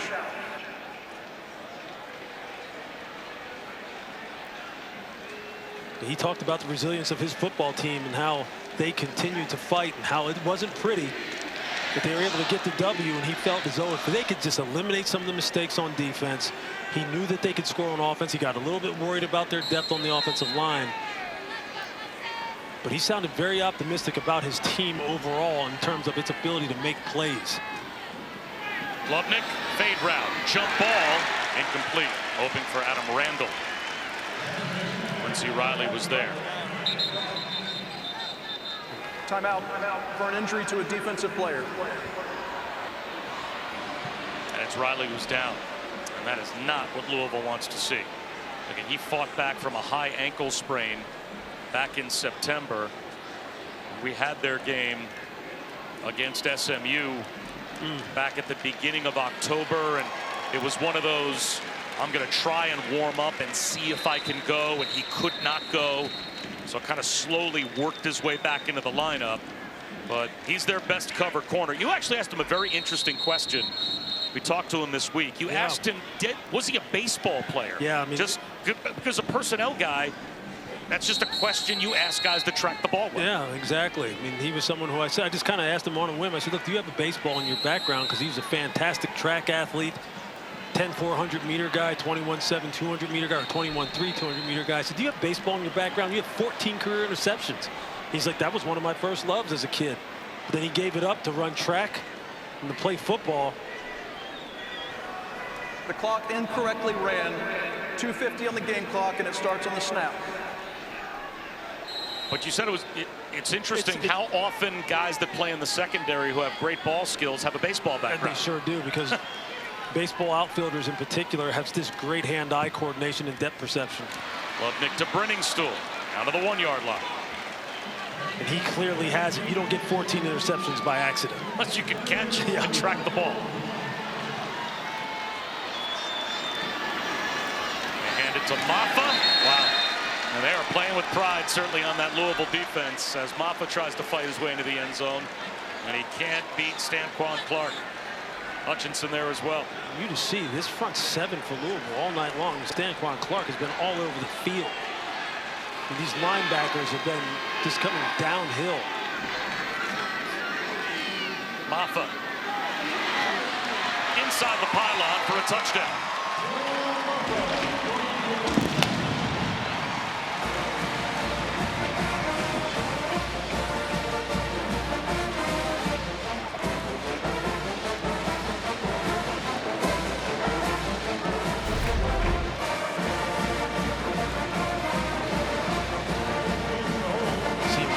Get out here on the perimeter and outrun pursuit to the pylon. It's just been a struggle. It's been a struggle for Clemson's offense all night long, as we talked about. The run game has been there, but you know what? The run game's kind of been there because Ron English allowed it to be there. He said, look, you're not going to beat us just running the football for 7, 8, 9 yards a clip.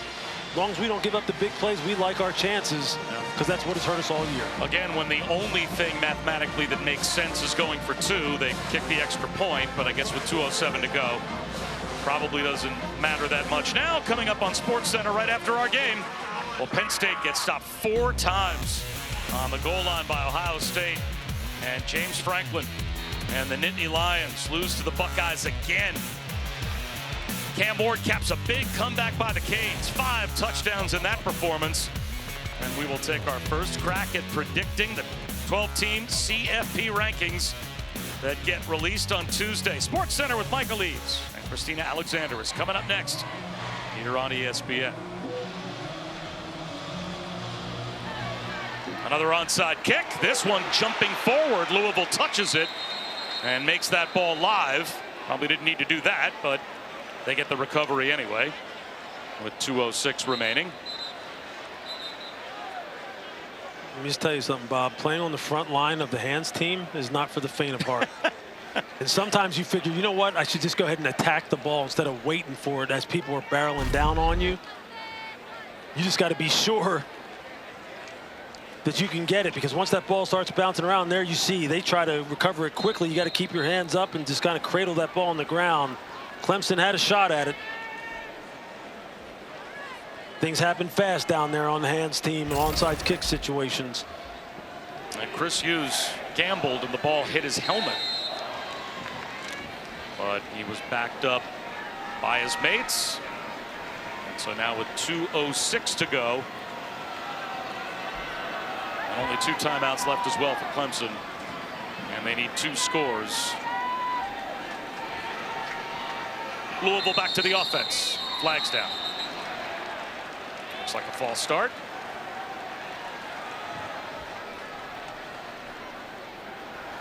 Snap infraction. Offense, number 56. 5-yard penalty. First down.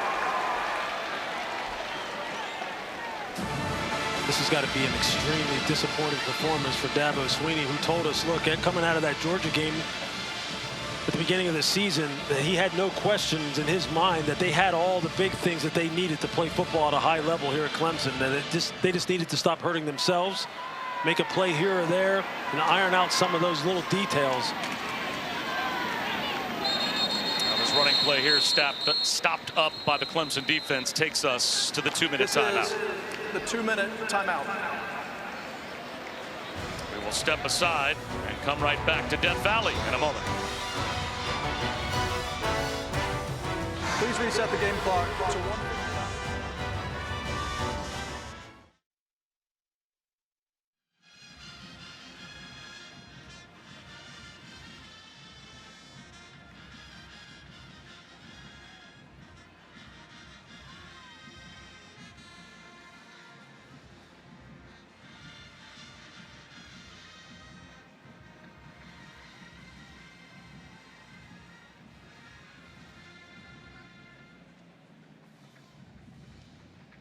Texas Tech upsets Iowa State. So BYU, the last team standing, as far as undefeated teams, the Big 12 are concerned. And a major shakeup again as Clemson calls timeout here. 30 seconds. Bob Shough and Louis Riddick and Chris Button here at Death Valley. A major shakeup here in the ACC. Louis, we're going to have Miami and SMU are going to be the lone remaining undefeated ACC teams on kind of a collision course to meet in the ACC championship game. And we've got a chance to see both of those. And both of these teams are just super explosive on the offensive side of the ball. That could be a shootout. Strong offensive lines, you're right.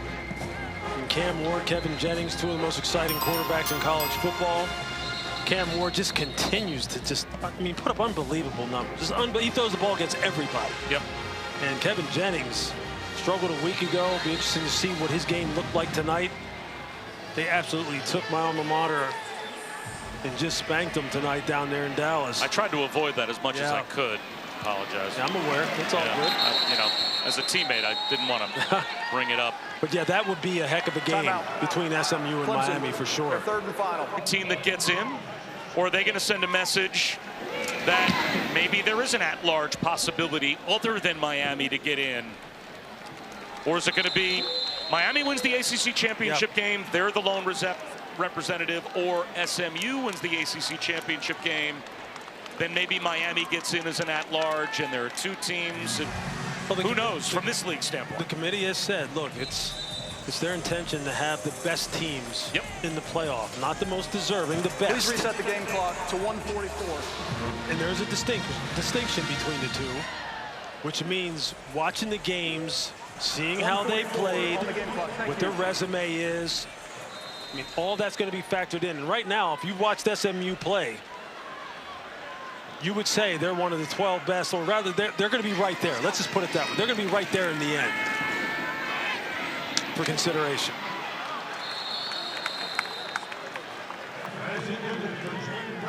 And Chris Budden was part of that mock selection committee. Chris, you've been through this exercise. Interested to see how the first standings appear on Tuesday night. Yeah, and the interesting part is the executive director, Rich Clark, talked this week about what happens if someone like an SMU loses in a championship game. Do you penalize them? That would be 2 losses, but they're playing in the championship, and that's an extra bullet point to look at. And the idea is you should not try and penalize those who have qualified for a championship game, which otherwise, if they were not playing in it and ran the table, would be 11-1. So it really should only be a reward. It shouldn't be a penalty were they to lose it. Which really supports what we're saying, right? They want the best teams in, and they don't want to. You know, they want to penalize. They really want to reward teams for going up against quality competition, having quality wins, playing a tough schedule. I mean, and look, SMU right now, it'll be, you are right when we say it'll be interesting to see how the rankings look once they come out, because they've been watching these games very closely. And there's been some good football being played. Look, the team we just saw a week ago, Ole Miss, right, which is another team that people will discuss ad nauseum as we move down here through the latter part of the schedule. It'd be hard. I mean, after you've seen how they played today, how could you not say that this is a football team that isn't one of the 12 best in the country? Absolutely. And Lane Kiffin talked to us about that there's going to be somebody who's going to be disappointed and get left out. There's going to be a good football team that gets left out. He's just hoping it wasn't going to be his. The only thing we've had to go off of so far has been the AP poll. Right. Right, that's it. So we've used the AP poll with all of the rankings. The AP poll may bear little to no resemblance to the college football playoff standings when they come out on Tuesday night. That's why I think the first actual standings that the committee puts out on Tuesday night, that shows the frame of reference that we'll be operating off of the rest of the way. As Klubnik, with 50 seconds to go, looks over the middle, throws one high. It's tipped and falls incomplete, because right now, I mean, you look at how many SEC and Big Ten teams are in, say, the top 15 or so. Well, if the standings come out on Tuesday night and you've got, say, 6 SEC teams in the top 13, well, okay. Right. Now the committee is sending a loud and clear message. Right. There are going to be a bunch of SEC teams that probably are going to be thought of as at-large teams. They're telling you with those rankings where they're weighting the teams in terms of the leagues. And as Klubnik up against the sidelines, got nowhere to go. And that's why I think SMU is a perfect example. They're going to tell us on Tuesday night that second team was out of bounds before he released the pass. It's third down. That second team, like a second place team like an Iowa State or a Kansas State, say, in a league like the Big 12, where will that team compare to those middle of the road teams in the SEC? Right. Well, having, like I said, having us seen SMU live already against this Louisville team is under further review. You know, Colorado is a 1-loss Big 12 team right now, right? But a 2-loss team overall. You know, that even Iowa State losing for the first time today. Where did they drop to? Where did they factor in? A lot will be revealed on Tuesday night, and I'm going to be as interested as anyone to see it. Tuesday night's kind of a big night. Yes, it is. Kind of a big night. Yeah. I'll tell you, this was supposed to be a big night for Clemson too, and as we're sitting here talking about all these different college football playoff scenarios, you just wonder. You just wonder about the performance that Clemson has put out here tonight. And I can't help but think, look, Cade Klubnik had looked so sharp all season long since the Georgia game. I mean, he has just been on it. And it seems as though the timing has just been off. It's just something has not clicked here tonight at all. After further review, the quarterback was inbounds when he released the ball. It's an incomplete pass. It will be 3rd down and 10 at the 45-yard line. Well, now if you're Clemson, after tonight, again, you're only a 1-loss team in your league. There's nothing to say that the other teams in your league can't also be upset. Right. Now, you're going to need some tiebreaker help. So what you're hoping is that things break your way. You have to run the table. Right. You have to finish the year as a 1-loss team. And you have to get in as that second team in the championship game. And then if you win the championship game, you get an automatic bid. Right. You're in the college football playoff. Yeah, as Dabo Swinney said, though, in some of the promos that we ran, some of the interviews we ran earlier on in the broadcast, a win tonight, though, means that they're still in control of their own destiny. And now that has changed. Yes. And that is something I don't think he was anticipating. Look, we all know he had to go out and play the game, but I think with the way his football team had been playing, he was pretty confident coming into this game and them coming off a bye week. Yep, SMU and Miami are the only 2 teams that now control their destiny. Right. And those 2 teams don't play any of the other teams that they have to worry about. Right. So Clemson can't affect that destiny. They don't play Miami. They don't play SMU. So they can't get on the same field and beat them. They have to help. They have to hope for help. Mm-hmm.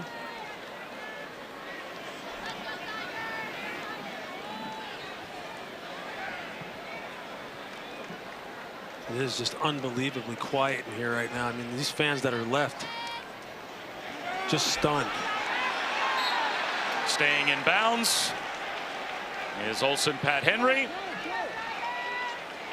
And let's see if Clemson even runs another play. They're going to get lined back up. And it looks like they'll snap it again as Klubnik's going to actually spike it on 1st down with 11 seconds to go.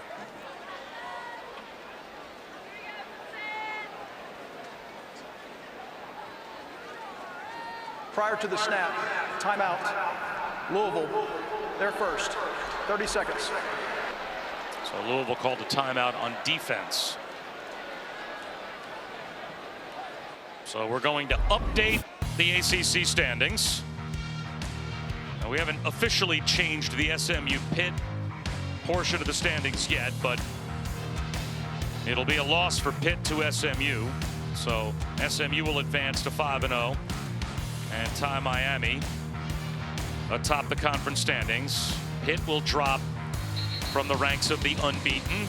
And of course, Clemson now, this will be their first conference loss.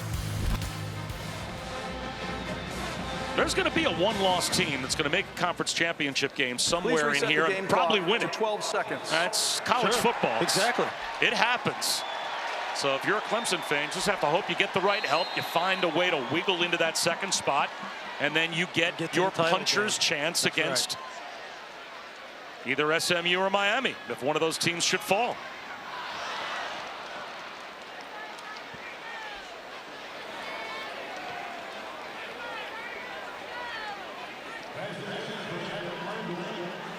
Sometimes it's just not your night. I mean, we're sitting here talking about these scenarios, and again, I can't help but to stare down here at this field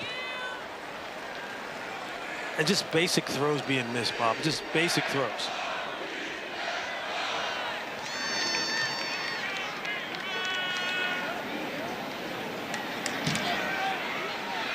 Klubnik to Mafah. What will be the final play of the night? That's the end of the game. Louisville, for the first time in their program's history, win it over Clemson, as they are now 1-8 all-time against the Tigers. An impressive fashion. 210 yards rushing for Jeff Brom's team.